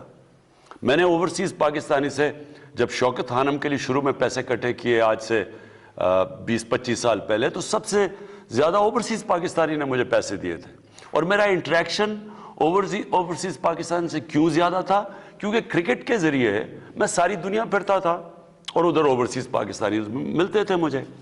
تو لہٰذا ہمارا جو پیسہ اکٹھا ہوا یہ بالکل پولیٹیکل فنڈ ریزنگ سے، اور ہمارے پاس وہ واحد پاکستان کی تاریخ کی پارٹی ہے. 40,000 ڈونرز کے ہمارے پاس ایڈریسز اور پتہ اور فون نمبرز ہیں، کہ آج وہ 40,000 ڈونر جنہوں نے ہمیں پیسے دیے ہیں، آپ کسی کو بھی کال کر کے پوچھ سکتے ہیں کہ جی آپ نے پیسے دیے یا نہیں. اب یہ پارٹیز ہیں، میں ان کو چیلنج کرتا ہوں کہ یہ 100 ڈونرز کے نام مجھے دے دیں. ہمارے 40,000 ہیں نا، یہ آپ کو 100 ڈونرز کے نام نہیں دے سکیں گے، کیونکہ انہوں نے فنڈ ریزنگ جیسے کی ہے وہ میں جانتا ہوں کیسے کی ہے. ایک تو یہ جو بڑے بڑے قبضہ گروپ انہوں نے پالے ہوئے تھے، ان سے پیسے لیتے تھے. یہ جو قبضہ گروپوں کے گھر گر رہے ہیں نا بڑے بڑے آپ دیکھ رہے ہیں، یہ سارے گورنمنٹ نے پالے ہوئے تھے. ان کو پناہ دے رہے تھے یہی پولیٹیکل پارٹیز. یہ نون لیگ کے نیچے بڑے بڑے قبضہ گروپ خود ان کو پناہ دیتے تھے، پولیس ان کو ہاتھ نہیں لگا سکتی تھی. اب یہ جس کا بھی گھر گرائے، یہ اور بھی سیاستدانوں کے گھر گرائے ہیں، یہ لینڈ رجسٹری میں ان سب کے وہ بتایا ہوا ہے کہ زمین کون سی ہے، کس کی زمین ہے. یہ کوئی اس طرح کوئی گورنمنٹ نہیں کر رہی، یہ عدالت میں جا کے بتا سکتے ہیں کہ جی یہ زمین میری ہے. تو وہ عدالت کے اندر ہمارے پاس ان کی پہلے انکوائری کی گئی، چیک کیا گیا یہ جو ساری زمینیں ہیں یہ انہوں نے گورنمنٹ کی قبضہ کیے ہوئے، جن کے اوپر بلڈوزر لگے ہوئے ہیں اب.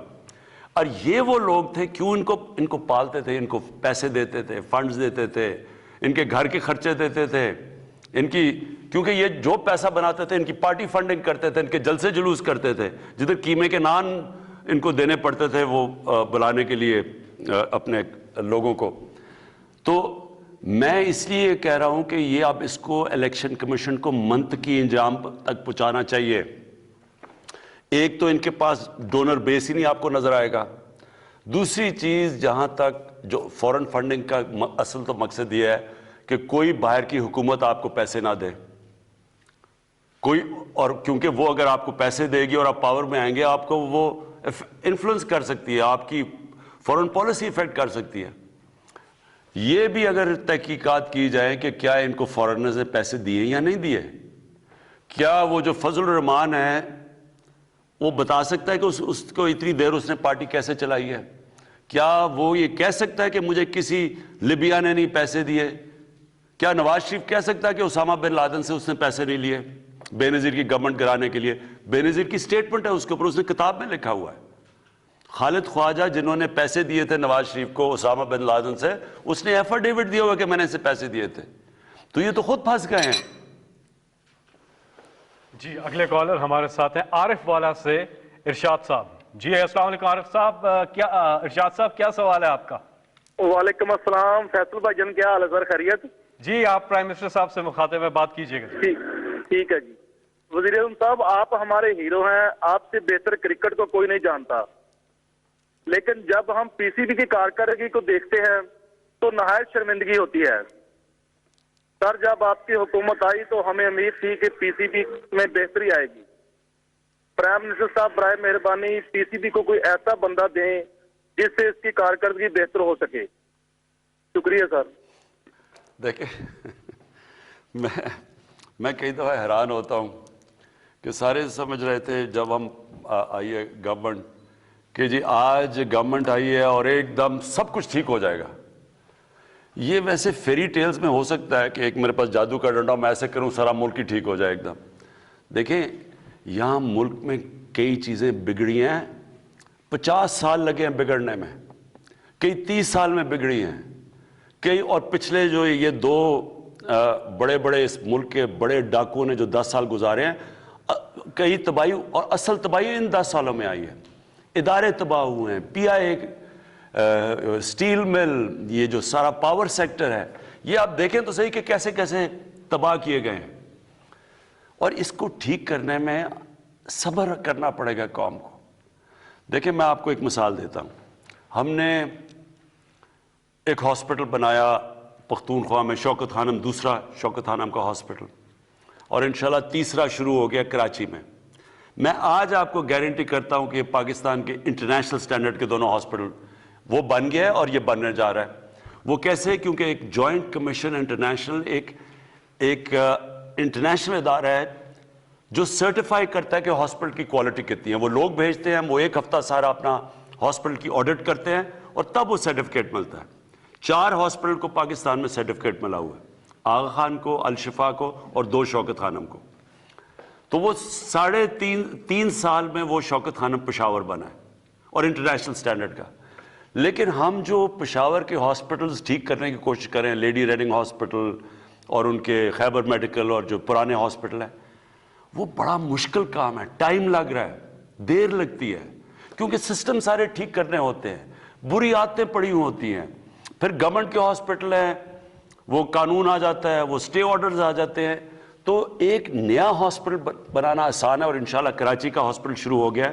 میں آج آپ کو کہہ رہا ہوں کہ پاکستان کا سب سے ماڈرن اور بہترین ہاسپٹل بنے گا انٹرنیشنل سٹینڈرڈ کا. لیکن پرانے سسٹم کو ٹھیک کرنا ٹائم لگتا ہے. اب پنجاب پولیس ہے, کہتے ہیں جی پنجاب میں دیکھیں ڈکیتیاں یہ ہو گیا وہ ہو گیا. اب پنجاب پولیس ایک دن میں تو نہیں خراب ہوئی, یہ 2 سالوں میں تو نہیں ہوئی. پنجاب پولیس کے اوپر ایک رپورٹ ہے لاہور ہائی کورٹ میں 1993 کے اندر رپورٹ تھی. آئی جی عباس خان نے لاہور ہائی کورٹ نے پوچھا جی کہ کیوں اتنی زیادہ پنجاب پولیس کیوں نہیں ٹھیک پرفارم کر رہی, کرپشن کیوں اتنی زیادہ ہے. تو آئی جی عباس خان نے پوری ایک رپورٹ دی. اس رپورٹ کا ایک پیراگراف ہے, انہوں نے کہا کہ 25,000 لوگ میرٹ کے بغیر بھرتی کیے گئے. یہ میں 93 کی بات کر رہا ہوں کہ اس دور میں, اور اس میں پیسے لے کے پولیس والوں کو بھرتی کیا گیا. اور پھر ایک سینٹنس کہتا ہے کہ اور کئی لوگ جو مجرم تھے ان کو پولیس میں بھرتی کیا گیا. تو یہ ایسے نہیں کہ آج آپ سمجھ رہے ہیں کہ ایک دم کوئی آئے گا اور ٹھیک کر دے گا. سسٹمز ٹھیک کریں گے, تھوڑا ٹائم لگے گا, لیکن یہ مطمئن ہو جائیں کہ یہ سارے ہم اداروں کو باری باری ٹھیک کریں گے. اور کرکٹ کیسے ٹھیک ہوگی؟ کرکٹ اس راستے پہ نکل گئی ہے, وہ ایسے ہوگی کہ علاقائی کرکٹ جو میں آج سے 40-50 سال سے لگا ہوا ہوں, علاقائی کرکٹ جو شروع ہو گئی ہے. آپ دیکھتے ہیں کہ جب پشاور کا میچ ہوتا ہے یا پشاور زال میں تو سارا کے پی اس کو دیکھ رہا ہوتا ہے. بلوچستان کا ایک کھلاڑی نہیں ہوتا لیکن سارا بلوچستان دیکھ رہا ہوتا ہے ٹیم کو. یہ میں 40 سال سے کہہ رہا تھا کہ علاقائی کرکٹ کو, وہ ہو گئی ہے. اب ایک کھلاڑی کو ڈیولپ ہوتے ہوئے ٹیم کو تھوڑا ٹائم دیں, لیکن انشاءاللہ آپ دیکھیں گے کہ یہ ٹیم مسلسل بہتر ہوتی جائے گی. جی آپ کی کالز کا سلسلہ متواتر جاری ہے. سوشل میڈیا پہ پرائم منسٹر صاحب سوالات آئے ہوئے ہیں. یہ عثمان صاحب ہیں, سے ملا جلا سوال ہے جو بھی آپ سے ہوا. عثمان صاحب ہیں, کہتے ہیں فٹنس کے حوالے سے آپ تھوڑی رہنمائی فرمائیے گا کہ آپ خود تو بہت فٹ ہیں, اس کا کیا راز ہے اور آج کل کی روٹین میں آپ کو کیسے ٹائم ملتا ہے؟ آج کل تو بڑا مشکل ہے فٹ ہونا. بلکہ میں دیکھ رہا تھا بشرا بیگم نے ایک وہ ویئنگ مشین دیکھی, تو جب ویئنگ مشین رکھی, میں جب کرکٹ کھیلتا تھا سارا میرا کبھی 185 پاؤنڈ سے زیادہ ویٹ نہیں گیا. تو جب مشین پہ کھڑا ہوا تو 200 پاؤنڈ پہ پہنچ گیا ویٹ. وہ اس لیے کہ 8-8 گھنٹے 9-9 گھنٹے میں کرسی پہ بیٹھتا ہوں اور اتنا ٹائم نہیں ملتا مجھے ایکسرسائز کرنے کا. لیکن دیکھیں اللہ نے جب سے دنیا بنائی ہے, میں سب کو ایک چیز کہنا چاہتا ہوں, وہ کامیابی تو اس کو دیتا ہے جو محنت کرتا ہے. اللہ نے آپ کو یہ کہا ہوا ہے کہ جسم جو آپ کا ہے یہ اس کی طرف سے ایک نعمت ہے. اب جتنا آپ اس کی نعمت کا دھیان رکھیں گے وہ آپ کو بیماریاں نہیں ہوں گی. اللہ آپ کو صحت دے گا, اور اچھی صحت سے بڑی نعمت کوئی نہیں ہے. لیکن جو ایکسرسائز نہیں کرے گا اور اپنا کھانا صحیح طرح دیکھ کے نہیں کھائے گا تو اس کے مسئلے مسائل ہوں گے. یہاں پہ وقت ہوا ہے ایک بریک کا. کھانا نہیں کھانا اپنے بریک میں, ہم فوراً واپس آ رہے ہیں. کالز کا سلسلہ جاری ہے. آپ کا وزیر اعظم آپ کے ساتھ.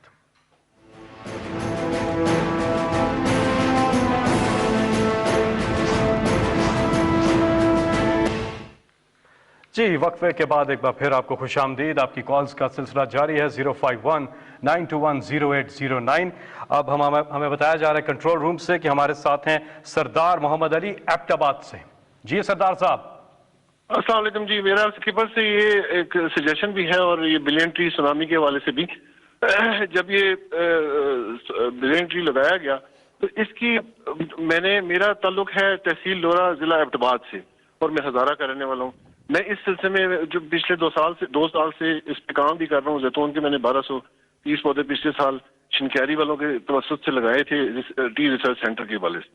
تو میں یہ اسکپر کو ایک سجیشن دینا چاہتا ہوں کہ ہمارا جو ایریا ہے تحصیل لورا خاص طور پہ یہ یہاں پہ وائلڈ اولیو بے شمار ہے اور گورنمنٹ کی پالیسی بھی ہے. تو ہم اس ایریا کو ایک دم سے اپ لفٹ کر سکتے ہیں, خاص طور پہ ہزارہ پورے کو اور تحصیل لورا کو. یہاں پہ اولیو ٹریز جو ہیں وائلڈ اولیو ہیں ان کے اوپر گرافٹنگ کرائیں. ایک دوسرے نمبر پہ یہ ہے اس کے اوپر کہ اگر فرض کیا جو پودے آتے ہیں ایک تو ان کی تعداد آپ کم کریں اور دوسرا یہ ہے کہ کوالٹی میک شور کریں, کیونکہ ریشو جو ہے اس کی بہت ضروری یہ چیز ہے کہ اس کی جو سکسیس ریشو ہے وہ زیادہ ہونی چاہیے. یہ گورنمنٹ کو خاص طور پہ جنگل والوں کو ٹاسک فورس ان کی بنائیں اور ان سے کہیں کہ اس ایریا میں اچھے طریقے سے اپنے یہ پلانٹیشن کریں. اور خاص طور پہ زیتون کا یہ 1000 سال کے لیے سر پلاننگ کرنی ہوگی ہمیں. دیکھیں میں ایک چیز کہہ رہا تھا, اس کو غلط سمجھا لوگوں نے. میں یہ کہہ رہا تھا کہ بدقسمتی سے ہماری پارلیمنٹری ڈیموکریسی میں ہوا کیا ہے کہ ہم نے لانگ ٹرم پلاننگ نہیں کی. ہم سوچتے ہیں, یہاں پچھلے آتے تھے کہ جی اچھا جی 5 سال کے بعد الیکشن ہونا ہے تو یہ چیزیں کر لو جو 5 سال سے پہلے مکمل ہو جائیں. اور پھر اس سے کیا نقصان ہوا کہ ملک تو تب آگے بڑھتا ہے جب وہ آگے سوچتا ہے, اپنی آنے والی نسلوں کا سوچتا ہے, جو چائنا کر رہا ہے. تو میں کہہ یہ رہا تھا کہ ہم یہ بڑا غلط ہوا ہے, کوئی سوچتا ہی نہیں آگے والی اپنی نسلوں کے لیے. ہم پہلی اس ملک میں پہلی گورنمنٹ اور جماعت ہیں جس نے آگے کا سوچا, یہ جو درخت اگانے کا سوچا ہے پاکستان میں. اور یہ جو آپ نے ابھی بات کی ہے یہ زبردست بات ہے. دیکھیں ہم اربوں روپے کا ہم یہ گھی باہر سے امپورٹ کرتے ہیں. جیسے ہی ہمارا جب روپیہ گرتا ہے تو وہ گھی اور مہنگا ہو جاتا ہے. جو سب سے بہترین تیل ہے کوکنگ آئل یعنی استعمال کرنے کے لیے وہ ہے زیتون کا تیل. اور پاکستان ایک ایسی جگہ ہے کہ ہم جو باہر سے چیزیں امپورٹ کر رہے ہیں, ہم اگر یہ زیتون کو صحیح لگا دیں, یہ تو ایک پورا ایک انقلاب ہے پاکستان میں. ہم زیتون سے ہی اربوں ڈالر کما سکتے ہیں. ہمارے ایسے علاقے ہیں, یہ جو دریائے سندھ کے رائٹ سائڈ پہ جتنا علاقہ ہے, یہ سلیمان کا, یہ نیچے ڈی آئی خان میں, یہ اور نیچے تک, یہ سارا میں نے چیک کروایا ہے, زیتون کے لیے بہترین علاقہ ہے. یہ علاقہ جدھر ہم اسلام آباد میں بیٹھے ہوئے ہیں, یہاں بھی بہترین زیتون اگتا ہے. میں نے اپنے گھر میں زیتون کے پودے لگائے ہیں. تو اب ہم اسی مہینے انشاءاللہ میں بڑی ایک لانچ کر رہا ہوں زیتون کے. ایک تو ہم پیوند کروائیں گے اور پورا ایک زیتون کا انقلاب لے کے آ رہے ہیں. اب ان پہاڑی علاقوں میں جدھر لوگوں کے پاس زیادہ کچھ نہیں ہے, اگر ہم زیتون کے اوپر ہی کریں اور پھر اس کا تیل یہ ہم ایکسپورٹ بھی کر سکتے ہیں, یہ لوکل لوگوں پہ یہ خوشحالی بھی لا سکتا ہے, ہمیں ضرورت بھی نہیں پڑے گی کہ اپنے ڈالر خرچ کرنے کے لیے. تو انشاءاللہ یہ اسی مہینے میں لانچ کر رہا ہوں. جی اگلے کالر ہمارے ساتھ. السلام علیکم. السلام علیکم. جی کون بات کر رہی ہے؟ جی فرح لودھی خان بات کر رہی ہوں میدان سے. جی سوال پوچھیے گا پلیز. جی مسٹر پرائم منسٹر سے سب سے پہلے تو ہم یہ کہیں گے کہ ہماری دعائیں ان کے ساتھ ہیں کہ اللہ ان کے خلوص نیت سے پاکستان کو اسٹیبل کرے. میرا سوال اپ کمنگ سینٹ الیکشنز کے حوالے سے ہے. جیسے کہ ہم سب جانتے ہیں کہ پاکستان میں تو یہ تاریخ رہی ہے کہ سینٹ الیکشن سے پہلے ٹکٹوں کی خرید و فروخت شروع ہو جاتی ہے, اور انفارچونیٹلی پی ٹی آئی کے پاس قانون سازی کے لیے نمبرز بھی پورے نہیں ہیں. تو خان صاحب کا کیا ویژن ہے, کیا فیوچر اسٹریٹجی ہے کہ وہ یہ ضمیر کی تجارت جو ہے سینٹ الیکشن میں کس طریقے سے روکیں گے؟ دیکھیں یہ بڑی ایک شرمناک چیز ہے. یہ 30 سال سے ہو رہا ہے پاکستان میں. سینٹ کے الیکشن میں ایم پیز اپنی ووٹ بیچتے ہیں اور کئی سینیٹر, سارے نہیں, کئی سینیٹرز صرف اور صرف پیسہ دے کے سینیٹرز بن جاتے ہیں. یعنی رشوت دے کے لوگوں کے ضمیر خرید کے وہ سینیٹر بنتے ہیں. اور ہمارے اپنے ایم پیز, سب نہیں, کئی اپنی ووٹ بیچتے ہیں. اور اس لیے نہیں ووٹ دیتے کسی کو کہ وہ ایک پارٹی چاہتی ہے کہ یہ ہمارا کینڈیڈیٹ ہے, وہ اس لیے دیتے ہیں کہ پیسے ملتے ہیں. تو کرپشن تو ادھر سے ہی شروع ہو جاتی ہے. آپ سوچیں کہ آپ کا جو ملک میں سینیٹرز ہیں جن کا بڑا اہم کام ہے فیڈریشن میں کہ ان کو اپنے صوبے کو ریپرزینٹ کرنا ہوتا ہے, وہ اگر پیسے دے کے آئیں گے تو وہ کون سی جمہوریت ہے؟ نمبر 1. اور نمبر 2, جو پیسے دے کے سینیٹر بنے گا وہ کہ حاتم تائی تو نہیں کہ وہ آ کے ملک کی خدمت کرے گا. جو رشوت دے کے سینیٹر بنے گا اس کا مطلب وہ پیسے بنانے آیا ہے. تو کرپشن تو یہی شروع ہو جاتی ہے. تو جب یہ 30 سال سے ہو رہا تھا کبھی کسی نے اس کے اوپر کچھ نہیں کیا. پھر یہ جو مین پارٹیز ہیں, پیپلز پارٹی اور نون لیگ, انہوں نے 2007 کے اندر چارٹر آف ڈیموکریسی سائن کی. دونوں نے کہا کہ اوپن بیلٹ ہوگا, یعنی کہ سیکرٹ بیلٹ نہیں ہوگا, کھل کے لوگ ووٹ ڈالیں گے. ہم نے 2018 میں 20 لوگوں کو پارٹی سے نکالا. وہ پیسے لے رہے تھے, پیسے لے کے انہوں نے ووٹ میں 20 ایم پیز کو پارٹی سے نکالا. تو میں تب سے کہہ رہا ہوں کہ یہ بیلٹ کو جب سب کو پتا ہے کہ اس میں رشوت چلتی ہے تو اوپن بیلٹ کریں. کیا وجہ ہے؟ اور یہ دونوں مین پارٹیز نے بھی کہا ہوا ہے. اب ہم اس ہفتے انشاءاللہ ایک کانسٹیٹیوشنل امینڈمنٹ کریں گے. ہم عدالت میں بھی گئے ہوئے ہیں, کانسٹیٹیوشنل امینڈمنٹ بھی کر رہے ہیں. اب میں یہ دیکھنا چاہتا ہوں اور ساری قوم کو میں چاہتا ہوں دیکھیں، آپ سب دیکھیں کہ جب سب کو پتہ ہے پیسہ چلے گا تو یہ کیوں نہیں اس امینڈمنٹ کو بیک کریں گے جدھر اوپن بیلٹ ہو، جدھر یہ اس کی وجہ سے پیسہ نہیں چلے گا. تو یہ اب اس ہفتے ساری قوم دیکھے گی کہ کون کدھر اپنا ووٹ ڈالتا ہے، کیونکہ جو بھی اگر سیکرٹ بیلٹ کے ساتھ جائے گا آپ کو پتہ چل جائے گا کہ وہ یہ کرپشن کا نظام نہیں ختم کرنا چاہتے. جی اگلے کالر ہے برطانیہ سے ہارون خان. السلام علیکم. السلام علیکم سر پرائم منسٹر. جی ہارون السلام علیکم. How are you sir? You okay? G G. All right. Prime Minister Saab, there's just an important message regarding Pakistan International Airlines. As you know, overseas Pakistanis that are very much दो issues हैं. एक तो cricket और PIA. Pakistan, while you are always been abroad, you've seen how passionate people are about the cricket and also the international airline. So my question to yourself is, how can we resurrect the airline so that us Pakistanis can at least have our state carrier that we can fly with, we can have some peace of mind with all the Qatar, Virgin, all of them are going. But you would know historically, 1.5 million Pakistanis, not including the Europeans, how attached they are with the airline. And also, there are so many young people who are now, if you see Pakistan International Airlines, that so many people want to travel to Pakistan. If you look at the international stats, there's more revenue generated for people visiting Islamabad and Lahore. So my question to you is, as everybody trusts you, and I'm being very clear, we Pakistanis here have given our heart and soul to you. And we believe you are the state, and you're the only one who can hold the state together. And especially for overseas Pakistanis who love the airline, who want to travel with the airline regardless of the service. So my question to you is very simple. How will you resurrect the airline? How would you help us to travel with our motherland regardless of all the other airlines in the industry? میں جتنی تکلیف سے آپ پی آئی اے کی بات کر رہے ہیں تو میں وہ پوری تکلیف سمجھتا ہوں، کیونکہ ہم نے اپنی زندگی میں پی آئی اے کو ایک دنیا کی ٹاپ ایئر لائنز سے شروع ہوئی، جس نے سعودیہ کی ایئر لائن بنائی، جس نے ایمریٹس ایئر لائن بنائی، جس نے سنگاپور ایئر لائنز بنائی، بڑی بڑی ایئر لائنز ہیں دنیا کی، اور ہم نے پھر اس کو نیچے آتے دیکھا. دیکھیں پرابلم پی آئی اے کا کیا ہوا ہے.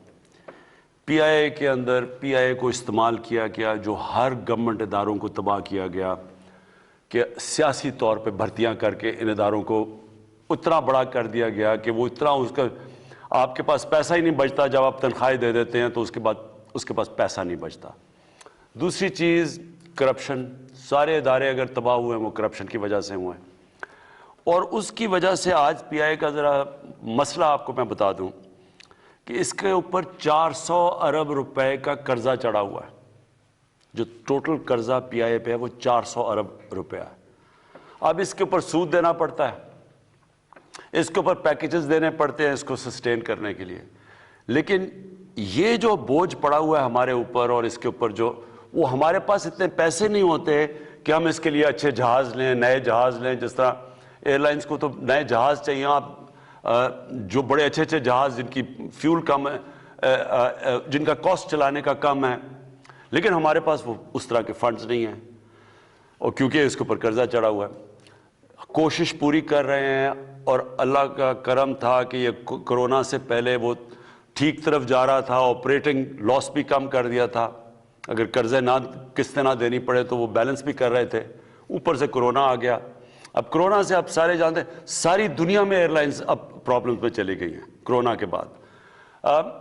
میری کوشش پوری یہ ہے کہ پی آئی اے کو ایک پروفیشنل ایئر لائن بنایا جائے، اس میں کوئی پولیٹیکل انٹرفیئرنس نہ، اور وہ ہم کر رہے ہیں.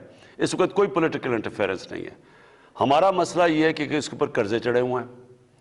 دوسرا ہمارے پاس جو اس کے اندر اس کے اندر جو جتنے زیادہ لوگ امپلائے ہوئے ہیں وہ اگر آپ ریشو دیکھیں ایئر کرافٹ ٹو لوگ وہ بہت زیادہ ہے. تو اس کو ریسٹرکچر کر رہے ہیں، تھوڑا سا ٹائم لگے گا. ہمارا اس کے اوپر بھی پلان کریں گے یہ قرضہ ہم نے کیسے اتارنا ہے. تو جیسے جیسے انشاءاللہ ہم یہ قرضہ اتارتے رہے تو یہ ایئر لائن تو ہے وائبل, کیونکہ روٹس بہت اچھی ہیں. 90 لاکھ بیرون ملک پاکستانی ہیں, وہ سارے پی آئی پر ٹریول کرنا چاہتے ہیں, بہت بڑی طاقت ہے. لیکن اس وقت صرف مسئلہ اتنا بڑا قرضوں کا بوجھ پڑا ہوا ہے, جو کہ ہر ادارے میں مسئلہ بنا ہوا ہے. ہمارے قرضے, اسٹیل مل اس کے اوپر کوئی 300 ارب روپے کا قرضہ چڑھا ہوا ہے, اور پاور سیکٹر کے اندر سیکولر ڈیٹ چڑھی ہوئی ہے. تو ہمارا مسئلہ صرف یہ جو قرضے چڑھے ہوئے ہیں اس کی وجہ سے ہمارے پاس پیسہ نہیں بچتا ان کو ریفارم کرنے کے لیے. جی آپ سب سے گزارش ہے کہ سوال کیجئے مختصر, تاکہ زیادہ سے زیادہ لوگوں کو موقع مل سکے پروگرام میں شرکت کرنے کا. رضوان ارشد صاحب ہمارے پاس ہے. جی رضوان بھائی السلام علیکم. رضوان صاحب آپ کو آواز آ رہی ہے؟ جی سر السلام علیکم سر. وعلیکم السلام. جی سوال پوچھئے گا پرائم منسٹر صاحب سے. جی السلام علیکم خان صاحب. جی جی وعلیکم السلام. ٹھیک ٹھاک. میں سر میرا یہ سوال ہے کہ کشمیر میں الیکشن ہونے والے ہیں, تو میرا ایک چھوٹا سا سوال تھا کہ آپ لوگ اکیلے لڑیں گے پی ٹی آئی یا پھر اتحاد کے ساتھ لڑیں گے؟ یہ بھی میں کہہ نہیں سکتا. کشمیر کے الیکشن میں ہم نے پوری اسٹریٹجی نہیں بنائی ابھی, لیکن انشاءاللہ بھرپور طریقے سے الیکشن لڑیں گے. عطاء رحمان صاحب ہیں اگلے کالر. جی السلام علیکم. جی وعلیکم السلام جناب. جی آپ سوال پوچھئے. سر السلام علیکم. میرا نام میاں رضا رحمان ہے اور میں سرونگ اسکول ایسوسیشن کی نمائندگی کر رہا ہوں. جناب وزیر اعظم صاحب, آپ کا تعلیمی ویژن جو ہے یکساں نصاب تعلیم قابل ستائش ہے, اور انشاءاللہ پرائیویٹ سیکٹر آپ کے شانہ بشانہ کھڑا ہے اور اس کو کامیاب کرنے کی بھرپور کوشش کرے گا. سر میرا سوال یہ ہے کہ کیا تعلیمی نظام میں پرائیویٹ سکولز اور پرائیویٹ ٹیچرز ملک پاکستان کے لیے مزید خدمات انجام دے سکتے ہیں؟ کیونکہ سر ہمیں نہ تو کسی فیصلے میں شامل کیا جاتا ہے, نہ ہمیں اسٹیک ہولڈر سمجھا جاتا ہے, اور جتنی بھی اتھارٹیز ہیں خاص کر کے پنجاب کی, وہ کسی بھی معاملے میں ہمیں شامل نہیں کرتے, اور بعض اوقات ایسے میسیجز فلوٹ کر دیتے ہیں جس سے ڈائریکٹلی اور انڈائریکٹلی تعلیمی نقصان ہوتا ہے. سر آپ سے گزارش ہے کہ آپ اس معاملے کا نوٹس لیں اور چیف منسٹر عثمان بزدار صاحب کو ڈائریکٹو دیں کہ وہ ہمارے ساتھ میٹنگ کر کے ہمارے مسائل کا ازالہ فرمائیں. اس کے ساتھ سر میں آپ کی توجہ LDA کے نیو ایکٹ 2020 پہ دلانا چاہتا ہوں, جس کے بعد تعلیم پوری ہونے کا کبھی اندیشہ ہے. سر چھوٹے اسکول اس وقت آپ کی طرف دیکھ رہے ہیں, اور انہیں کوئی فائنینشیل پیکیج یا کوئی پریفرڈ سروسز قرار دے دیا جائے تو ان کے بہت سارے مسائل آپ حل فرما سکتے ہیں. سر بصورت دیگر سر ان چھوٹے اسکول جو ہیں یہ بند ہو سکتے ہیں اور تعلیم مزید مہنگی ہو سکتی ہے.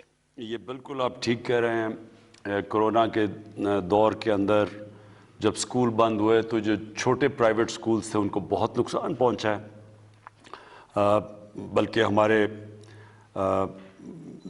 کیونکہ دیکھیں نا, کرونا جب ہوا تو جب لاک ڈاؤن ہوا, یہ ساری دنیا کا مسئلہ ہے اس وقت. جب لاک ڈاؤن ہوا تو چیزیں بند ہوئی, جو سارا سروس سیکٹر ہے وہ بیٹھ گیا, ٹورزم بیٹھ کے, ہوٹلز, ریسٹورنٹس, ان کو سب کو نقصان ہوا, شادی گھر. پھر ساتھ ساتھ یہ جو تعلیمی ادارے ہیں, جو پرائیویٹ سکول سیکٹر ہے, اس کو بہت نقصان ہوا. تو اس کے لیے ہم کر رہے ہیں, مسلسل ہم سوچتے رہتے ہیں کہ ان کی ہم کیسے مدد کر سکیں. دیکھیں پرائیویٹ جو سکول کا جو سیکٹر ہے اس کو بالکل ہم نے مدد کرنی ہے. میں حیران ہوں کہ آپ سے کسی نے کنسلٹ نہیں کیا, کیونکہ شفقت محمود جو فیڈرل ایجوکیشن منسٹر ہیں انہوں نے مسلسل میٹنگز کی ہیں. پنجاب میں اور پختونخوا کے جو ایجوکیشن منسٹرز ہیں ان کا جاب ہے میٹنگز کرنا. لیکن میں یہ پورا چیک کروں گا کہ آپ کہہ رہے ہیں کہ اسٹیک ہولڈرز کو نہیں لیا. ہم مسلسل کوشش کر رہے ہیں بات چیت کرنے کی پرائیویٹ سکول سے کہ کیسے ہم ان کی مدد کر سکیں. ظاہر ہمارے پاس وہ ریسورسز تو نہیں کہ ہم ساروں کو پیسے دے سکیں, لیکن ہم اور چیزوں میں پوری چھوٹ دینے کی کوشش کر رہے ہیں, جیسے ہم ٹیکس بریکس ہیں یا پھر کئی ہم نے قرضے دیے ہیں یہ کرونا کے چھوٹی انڈسٹری کو, تاکہ وہ بالکل بیٹھ نہ جائے. تو اس کے اوپر بھی میں بات کروں گا, کیونکہ تعلیم کا سیکٹر بہت امپورٹنٹ ہے اور وہ بڑا پرائیویٹ جو سکولز کا سیکٹر ہے وہ بہت متاثر ہوا ہے مجھے پتہ کرونا کے دور میں. جی اگلے کالر سے ہم بات کریں گے. کون کہاں سے؟ جی السلام علیکم. السلام علیکم. میں الفت بات کر رہی ہوں, الفت مصطفیٰ قلعہ دیدار سنگھ سے. جی سب سے پہلے تو مجھے یہ کہنا تھا کہ پی ٹی وی نے یہ بہت گریٹ انیشیٹو لیا ہے کہ ہم ڈائریکٹ پی ایم سے بات کر سکتے ہیں. یہ بہت بڑی, میرے خیال میں یہ بہت بڑی اچیومنٹ ہے.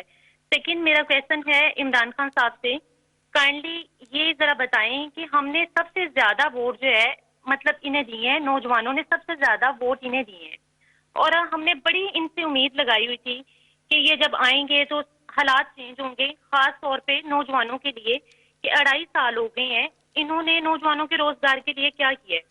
ایک تو یہ اس کا مجھے بتائیں، اور دوسرا انہوں نے نوجوانوں کے لیے ایک روزگار اسکیم متعارف کروائی تھی، لیکن میں خود اس کے لیے قرضہ لینے کے لیے گئی بینک میں، تو میرے ساتھ اور بھی کافی لڑکیاں تھیں، تو بینک والوں نے کہا یہاں پہ تو کوئی قرضہ نہیں ملتا۔ تو مجھے یہ بتائیں، یہ سننے میں آ رہا ہے قرضہ تو سیالکوٹ کے علاوہ باہر کسی کو مل ہی نہیں رہا ہے، تو یہ پی ایم صاحب پلیز اس چیز کا پتہ کروائیں کہ قرضہ مل کس کو رہا ہے۔ دیکھیں، سب سے پہلے تو یہ قرضہ نہ سیالکوٹ دیتا نہ کوئی، یہ بینکس جو بینکس ہیں وہ بالکل اپنی ایویلویشن کرتے ہیں، وہ آپ کو ایک فارم بھیجتے ہیں کہ جی مجھے یہ قرضہ چاہیے، وہ بینک اس کے بعد ایویلویٹ کرتے ہیں بالکل میرٹ کے اوپر، ان کو نہیں پتا ہوتا کہ یہ کون ہے، اور بینک ویسے بھی پرائیویٹ بینکس ہیں، انہوں نے کوئی کسی کو پولیٹیکل بیسس پہ تو قرضہ دینا نہیں ہے، وہ میرٹ کے اوپر دیتے ہیں اور اسی کے اوپر ایویلویشن ہوتی ہے، اس پہ قرضہ ملتا ہے۔ کوئی کسی قسم کی اس میں سیاسی مداخلت نہیں ہے۔ جس طرح ہمارا جو احساس پروگرام تھا، ہم نے 180 ارب روپیہ بانٹا ہے۔ کوئی مجھے آج ایک کہہ دے کہ ایک بھی روپیہ کسی سیاسی بیسس پہ کسی کو بانٹا ہو، ساری ایویلویشن ہوتی تھی، ڈیٹا بیس سامنے آتا تھا، اس کے اوپر ایویلویٹ کرتے تھے، اس کے مطابق قرضہ دیا جاتا تھا۔ آپ یہ سوچیں کہ ہم نے اس احساس پروگرام میں جس کی آبادی سے زیادہ قرضہ دیا وہ سندھ کے اندر دیا ہے، کیونکہ اندرونی سندھ میں زیادہ غربت تھی، تو سب سے زیادہ قرضہ تو ادھر دیا ہے جو کیش ہم نے ٹرانسفر۔ تو اس لیے میں پہلے یہ کہہ رہا ہوں کہ یہ جو ہمارا کامیاب جوان کا بھی پروگرام ہے جو قرضے دینے کا، اس میں کسی قسم کا ہماری مداخلت نہیں ہے، یہ بینکس خود ایویلویٹ کرتے ہیں کہ کیا یہ جو میرٹ کے اوپر آئے، یہ جو کہہ رہے ہیں کہ ہم یہ کاروبار کرنا چاہتے ہیں، کیا یہ فیزیبل ہے یا نہیں ہے، وہ بینک ایویلویٹ کرتا ہے، وہ اور ہماری آفس سے کوئی ایویلویشن نہیں ہوتی، تو یہ پیورلی میرٹ کے اوپر ملتے ہیں۔ اور میں صرف 2 چیزیں اور آپ کو کہہ دوں، دیکھیں ہماری اس وقت کوشش ہے کنسٹرکشن سیکٹر، اس وقت کنسٹرکشن سیکٹر بوم کر رہا ہے، ہماری جو سیمنٹ ہے اس کی ریکارڈ سیلز ہو رہی ہیں، بدقسمتی سے کیونکہ کمی ہو گئی ہے سریے کی، اس کی قیمتیں اوپر چلی گئی ہیں کیونکہ اتنی زیادہ ڈیمانڈ بڑھ گئی ہے، لیکن یہ سب سے زیادہ جو روزگار دیتا ہے وہ کنسٹرکشن سیکٹر دیتا ہے، اور اس کو میں نے خود یہ سارا جو کنسٹرکشن سیکٹر کے لیے ہر قسم کے انسینٹیوز دیے ہیں تاکہ لوگوں کو روزگار ملے۔ دوسری چیز انڈسٹری ہے، اس وقت ہماری ٹیکسٹائل انڈسٹری جو 60% پاکستان کی ایکسپورٹس کرتی ہے وہ کیپیسٹی پہ چل رہی ہے، لوگ نہیں مل رہے ہیں، ان کو مزدور نہیں مل رہے ٹیکسٹائل سیکٹر کے اندر، وہ اس طرح اتنی کیپیسٹی پہ چل رہی ہے۔ اس کے اوپر بھی ہم نے پورا زور لگایا، انسینٹیوز دیے۔ جو لارج سکیل انڈسٹری ہے وہ اس وقت سب سے زیادہ پچھلے مہینے جو اس کی گروتھ ہے وہ سب سے، یعنی وہ روزگار دینے والی انڈسٹریز ہیں۔ انشاءاللہ جو ہمارا مسئلہ اس وقت بنا ہوا ہے وہ ہے ٹورزم اور یہ جو سروس سیکٹر، ریسٹورنٹس، ادھر کرونا کی وجہ سے مشکل پڑی ہے، وہ ساری دنیا میں پڑی ہوئی ہے، لیکن آپ فکر نہ کریں، جس طرف ہمارا اب جو پاکستان جس ڈائریکشن میں جا رہا ہے، انشاءاللہ جیسے جیسے ہمارا بڑھتا رہے گا، ہماری انڈسٹری بڑھتی رہے گی تو روزگار کے بھی اور موقع بڑھتے جائیں گے۔ جی پرائم منسٹر صاحب، سوشل میڈیا پر ایک سوال آیا ہے، مدثرہ نوید صاحبہ ہیں، 2 سوال انہوں نے پوچھے۔ ایک تو کہہ رہی ہیں ہیلتھ کارڈ کے حوالے سے ذرا بتائیے گا، کیونکہ خیبر پختونخوا میں اور پورے پاکستان میں کب تک ہیلتھ کارڈ کی سہولت میسر ہوگی، اور ساتھ ہی میں پوچھتی ہیں یہ براڈ شیٹ کا معاملہ کیا ہے، اور جسٹس عصمت سعید اپوزیشن کو قبول نہیں ہے تو کوئی اور آپ اس پہ ہیڈ لگائیں گے اس کمیشن کا؟ دیکھیں مجھے سب سے زیادہ تو فخر اس وقت پختونخوا کی حکومت پہ ہے کہ انہوں نے جو ہم فلاحی ریاست کی بات کرتے ہیں وہ سب سے پہلے اس سفر پہ نکل گئے ہیں، ساری اپنی آبادی کو، ساری پختونخوا کی آبادی کو، سارے گھر خاندانوں کو انہوں نے ہیلتھ کارڈ دے دیا۔ ہیلتھ کارڈ کا مطلب کہ ان کو انشورنس مل گئی ہے، 10 لاکھ روپیہ ہر خاندان کو دیا ہے کہ کوئی بھی بیماری ہو 10 لاکھ روپے تک ان کے پاس انشورنس آ گئی ہے۔ میں سمجھتا ہوں یہ سب سے بڑا کام کیا گیا ہے۔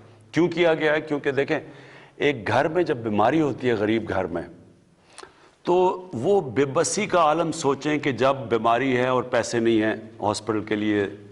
تو یہ جو ہیلتھ کارڈ، یہ آپ کو پتہ ہے امیر ترین ملکوں میں بھی یونیورسل ہیلتھ کوریج نہیں ہے، جو کہ آج پختونخوا نے آج پوری کر دی ہے، اور ہم سب ان کو مبارک دے رہے ہیں. پنجاب نے فیصلہ کیا ہے، پنجاب کیونکہ بہت بڑا ہے، اس سال کے آخر تک سارے پنجاب کو انہوں نے فیصلہ کیا کہ وہ ہیلتھ انشورنس دے دیں گے تاکہ وہ بھی سارا کور ہو جائے. یعنی کوئی گھر کو یہ فکر نہ ہو کہ اگر ہمارے گھر میں بیماری ہے تو ان کے پاس ایک کارڈ ہوگا، وہ کسی بھی ہسپتال میں جا کے اپنا علاج کروا سکتے ہیں. تو یہ میرے خیال میں ایک مجھے بڑا فخر ہے اس چیز کے اوپر. دوسری چیز آپ نے بات کی براڈ شیٹ کی. دیکھیں براڈ شیٹ میں کیا ہوا، مشرف گورنمنٹ نے ایک کمپنی کو ہائر کیا کہ جناب یہ جو پیسہ چوری ہو کے ملک سے باہر گیا ہے اس کی نشاندہی کی جائے. وہ کمپنی نے نشاندہی کر دی اور وہ کہتے ہیں کہ انہوں نے $100 ملین نواز شریف کا پیسہ جو باہر پڑا ہوا تھا اس کی نشاندہی کر دی. اور اس کے اندر یہ فلیٹ بھی تھے، یہ 2002 کی بات ہے. انہوں نے یہ جو ان کے مے فیئر کے اربوں پتی فلیٹس وہ بھی اس کی بھی نشاندہی کر دی. اس کے علاوہ انہوں نے جو نشاندہی کی وہ $100 ملین کی پراپرٹیز. ادھر سے مشرف نے ان کو NRO دے دیا، ان سے سمجھوتا ہو گیا، ان کو سعودی عربیہ بھیج دیا، NRO دے دیا. وہ جو کمپنی تھی اس نے کہا کہ جی ہم نے تو نشاندہی کیا، اپنا کانٹریکٹ پورا کر دیا، ہمیں اب پیسے دیں. تو یہ جو لنڈن میں فیصلہ ہوا آخر میں عدالت میں جا کے، انہوں نے جو $100 ملین کی نشاندہی کی تھی اس کا انہوں نے 20% انہوں نے دے دیا اس کمپنی کو، جس کو ہماری حکومت کو دینا پڑا. اور پھر اب ہم اس کے اوپر پوری جسٹس عظمت سعید کو اس لیے ہم لے رہے ہیں کیونکہ ان کی ایکسپرٹیز ہے، وہ خاص ان کی ایکسپرٹیز ہے یہ جو احتساب اور کرپشن کے اوپر. انہوں نے نیب کے لیے بھی پروسیکیوٹر رہ چکے ہیں.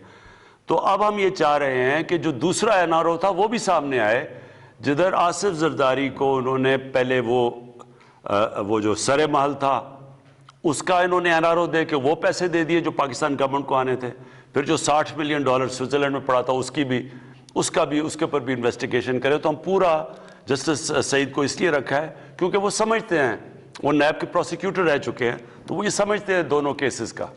جی اگلے کالر ہمارے ساتھ ہیں فہد جمشید حیدرآباد سندھ سے. جی السلام علیکم. السلام علیکم سر. جی کیا سوال ہے پرائم منسٹر سے آپ کا؟ سر میں فہد بات کر رہا ہوں حیدرآباد سے. سر حیدرآباد کا انفراسٹرکچر سر بہت خراب ہے، ساری روڈیں سڑکیں اور ہاسپٹل جو ہے نا ہمارے یہاں بہت برا حال ہے سر.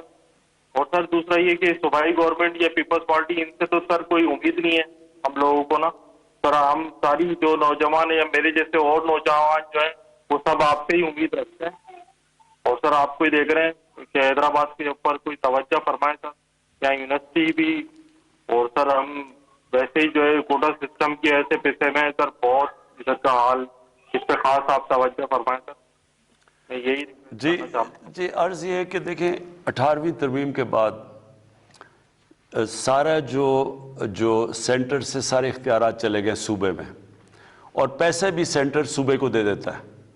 تو یہ سب کچھ صوبے کے نیچے ہے. کراچی ہو، حیدرآباد ہو، جتنے بھی سندھ کے شہر ہیں وہ سندھ حکومت کے نیچے ہیں، اور ان کے پاس بجٹ چلا جاتا ہے تو اس میں ہمارے لیے بڑا مشکل ہے. کراچی کے لیے تو کیونکہ جب وہ جو فلڈ آیا تو اس کی وجہ سے ایک کمیٹی بنی ہے سینٹر کی اور صوبے کی جو کراچی کے مسئلے حل کرنے کے لیے نکلی ہے. تو اصل میں تو صوبے کی مثلا پنجاب گورنمنٹ کی جو بھی پنجاب میں ہے وہ پنجاب گورنمنٹ کی ذمہ داری ہے، جس طرح KP گورنمنٹ، جس طرح بلوچستان. تو اس لیے سینٹر کا آئین کے مطابق ہم اس میں مداخلت کر نہیں سکتے، یا تو صوبائی حکومت کا ہے، اس کے بغیر نہیں کر سکتے. جی اگلے کالر ہمارے ساتھ کون ہے؟ السلام علیکم. وعلیکم السلام. جی کون صاحب کہاں سے بات کر رہے ہیں؟ سردار بشارت عباسی، کچھ سیکٹر آزاد کشمیر سے. جی کیا سوال ہے آپ کا وزیر اعظم سے؟ جناب وزیر اعظم سب سے پہلے ہم آپ نے کشمیر ایشو کو ساری دنیا میں ہائی لائٹ کیا. میں ساری کشمیری قوم کی جانب سے آپ کو دل کی گہرائی سے مبارکباد پیش کرتا ہوں. جناب وزیر اعظم، میں پونچھ سیکٹر جاوڑا مٹور بٹل ہریرا سے آپ سے مخاطب ہوں. آئے روز بلا فائرنگ ہندوستانی آرمی کرتی ہے. ہمارے ہر جگہ پہ نوجوان لاشیں اٹھاتے ہیں. کبھی ہم بچوں کی میتیں اٹھاتے ہیں اور کبھی خواتین کی میت اٹھتی ہے. جناب وزیر اعظم آپ سے ہمارا مطالبہ ہے کہ آپ آج بہت ہماری جتنی جو ان فرنٹ آف بارڈر ہم ہو گئے ہمیں بینکرز کی ضرورت ہے. جناب وزیر اعظم بہت محدود پیمانے پر بینکرز تعمیر کیے جا رہے ہیں اور ساری آبادی کی محروم ہے. جی دیکھیں یہ بڑی بدقسمتی ہے اور بہت ہی ٹریجڈی ہے جو کہ لائن آف کنٹرول کے اوپر جو شیلنگ ہوتی ہے اور اس سے جو لوگ متاثر ہیں اور وہ بہت بڑا علاقہ متاثر ہے. ہم نے ہیلتھ کارڈ یعنی ہیلتھ انشورنس تو ہم نے یہاں سے پہنچائی ہے اس سارے علاقے کو تاکہ کم از کم لوگوں کے پاس ہیلتھ انشورنس ہو. لیکن یہ ایک بڑا مسئلہ ہے. ہم اس میں یونائٹڈ نیشنز سے بھی اور مسلسل کوشش کر رہے ہیں ہندوستان کو پریشر ڈالنے کے لیے کہ وہ بے قصور جو شہری رہ رہے ہیں جو بیچارے سیولینز رہ رہے ہیں ان کے اوپر تو یہ کسی طرح یہ روکا جائے. لیکن دیکھیں کشمیر کا مسئلہ ایسا ہے کہ یہ ایک اس سٹیج پہ پہنچ گیا ہے کہ یہ اب پہلے تو یہ ختم ہی ہو گیا تھا نا انٹرنیشنلی. اب یہ انٹرنیشنلی ساری دنیا کشمیر کی طرف دیکھ رہی ہے. ابھی آپ نے دیکھا کہ یونائٹڈ نیشنز کے سیکرٹری جنرل نے اس کے اوپر سٹیٹمنٹ دی ہے اور انشاءاللہ یہ جو اب نئی ایڈمنسٹریشن امریکہ میں آئی ہے جو بائیڈن کی ان سے بھی ہم بات کریں گے کہ پریشر ڈالیں جو اس وقت کشمیر کے اندر ہو رہا ہے مقبوضہ کشمیر میں جو ہو رہا ہے خاص طور پہ لیکن ان لائن آف کنٹرول پہ بھی. تو آپ یہ بے فکر ہو جائیں اس کے اوپر پوری ہم کوشش کر رہے ہیں ہر فورم پہ.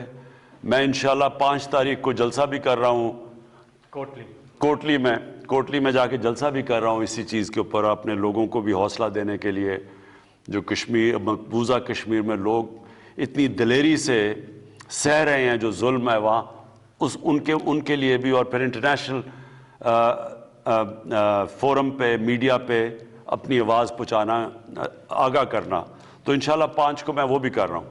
جی اگلے کالر سے بات کریں گے. مسعود صاحب ہیں اسلام آباد سے. جی السلام علیکم مسعود صاحب, آپ کا کیا سوال ہے وزیر اعظم سے؟ وعلیکم السلام سر, میرا نام محمد مسعود ہے جی. میرا تعلق ترلئی کلاں گڑا سردار اسلام آباد سے ہے جی. جی سوال. میری زمین ہے جی یہ ترلئی کلاں اور گڑا سردار میں. یہاں پہ ایک سوسائٹی ہے گوری ٹاؤن کے نام سے جس کے چلا رہے ہیں یہ چودھری عبد الرحمان اور عثمان. یہ جو ہے میری زمین ہے انہوں نے قبضہ کیا ہوا ہے اور یہ ان کے پاس بہت گنڈے ہیں جی اور یہ ہمیں بہت تنگ کرتے ہیں جی. اور میں نے محتاط بار کرال تھانہ میں بھی درخواستیں دی ہیں جی اور ڈی ایس پی صاحب سے بھی درخواست دی ہے جی لیکن کوئی سنوائی نہیں کرتا ہے. باثر لوگ ہیں جی, یہ سیاسی لوگ ان کے ساتھ ملے ہوئے ہیں اور یہ میری زمین پہ قبضہ کر رہے ہیں سر. میں ایک تو یہ پلیز نوٹ کر لینا آپ ان سے نمبر بھی لے لینا اور اس کا پتہ لے لینا. میں آج ساروں کو جو بھی یہ دیکھ رہے ہیں ایک پرائم منسٹر کا سٹیزن پورٹل ہے اس کے اوپر اگر کسی کی زمین پہ قبضہ ہے یا کسی طاقتور نے قبضہ کیا ہوا ہے سرکاری زمین پہ میں آپ سب کو کہتا ہوں کہ میرے پورٹل کے اوپر وہ لکھوائیں. اور میں نے ایک یہ جو سارے پاکستان میں قبضہ گروپ ہے ان کے خلاف اعلان جنگ کیا ہوا ہے. یہ وہ لوگ ہیں, یہ کرتے کیا ہیں؟ یہ کرتے یہ ہیں کہ یہ ایک طاقتور لوگوں کی پناہ کے اندر رہ کے یہ ساری یہ واردات کرتے ہیں. اور یہ شروع کیسے ہوا؟ یہ شروع ایسے ہوا کہ یہاں جو ہماری پولیٹیکل پارٹیز جو یہ 2 مین پولیٹیکل پارٹیز انہوں نے سب سے پہلے قبضہ گروپوں کو پالنا شروع کیا. اور میں شروع میں آپ کو کہا کہ یہ قبضہ گروپ ان کے جلسے بھی فائنانس کرتے تھے, ان کو بھی فائنانس کرتے تھے, ان کی ATM مشینیں بھی بنے ہوئے تھے, ان کی پناہ پہ بیٹھے ہوئے تھے. جو پولیٹیکل لیڈرشپ تھی گورنمنٹ کے اندر بیٹھ کے وزیر اور پرائم منسٹرز ان کو پروٹیکٹ کرتے تھے, بلکہ کئی وزیر خود قبضہ گروپ کے حصے بنے ہوئے تھے, انہوں نے بھی زمینوں پہ قبضے کیے ہوئے تھے. اور جب انتظامیہ دیکھتی تھی پولیس اور جب انتظامیہ دیکھتی تھی کہ جناب وہ فلانے قبضے گروپ کو پروٹیکشن دے رہی ہے پرائم منسٹر اور اس کے وزیر, تو وہ خود اپنے قبضہ گروپ کو بھی پروٹیکشن دینا شروع ہو گئے. تو پورا سسٹم بن گیا. اور یہ کس کی زمینوں پہ قبضے کرتے تھے؟ غریب لوگوں کی. وہ لوگ جس طرح بھی انہوں نے کہا میری آواز نہیں ہے, وہ اچھا وہ دیکھ لیتے تھے کہ کس کی زمین پہ قبضہ کرنا، جب دیکھتے تھے کہ وہ کوئی کمزور لوگ ہیں، شریف لوگ ہیں، بے آواز لوگ ہیں یا بیرون ملک پاکستانی ہیں جو باہر بیٹھے ہوئے ہیں، ان کی زمین پہ قبضے کر لیتے تھے. اور پھر ساتھ مل جاتی تھی پولیس، انتظامیہ ساتھ مل جاتی تھی اور بیچارے لوگ بے بس ہو جاتے تھے. تو اس کے اوپر ہم نے پوری وار ڈکلیئر کر دی ہے. ہم اس وقت سارے قبضہ گروپوں کے پیچھے جا رہے ہیں، زمینیں دیکھ رہے ہیں، ریکارڈز دیکھ رہے ہیں، سرکاری زمینوں کے ریکارڈ جدھر انہوں نے قبضے کیے ہوئے ہیں، جس پہ بڑے بڑے سیاستدان اربوں روپے کی زمینوں پہ قبضہ کر کے بیٹھے ہوئے تھے. اور اس کے علاوہ نیچے تک قبضہ گروپ کے اوپر ہم جا رہے ہیں. اور یہ ایک اور ہمارا مسئلہ یہ ہے کہ ہم ایک سول پروسیجر کوڈ یعنی لے کے آ رہے ہیں پاکستان میں.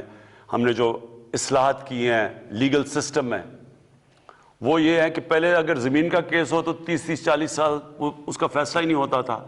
اب ہم جو نئی سول پروسیجر کوڈ لے کے آ رہے ہیں جو آ گئی ہے پنجاب میں اور پختونخوا میں، اس میں 1 سال کے اندر فیصلہ ہونا ہے.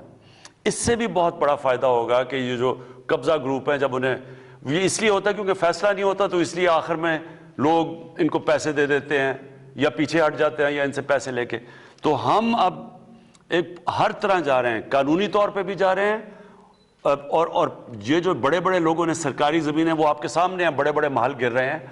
ہم نے اب پورا ان کے خلاف جنگ لڑنی ہے. اور میں آج پھر لوگوں کو کہہ رہا ہوں کہ جب بھی آپ دیکھیں آپ کی زمین پہ قبضہ ہو یا سرکاری زمین پہ قبضہ ہو، میرے سٹیزن پورٹل کے اوپر فوری طور پہ اس کو درج کروائیں.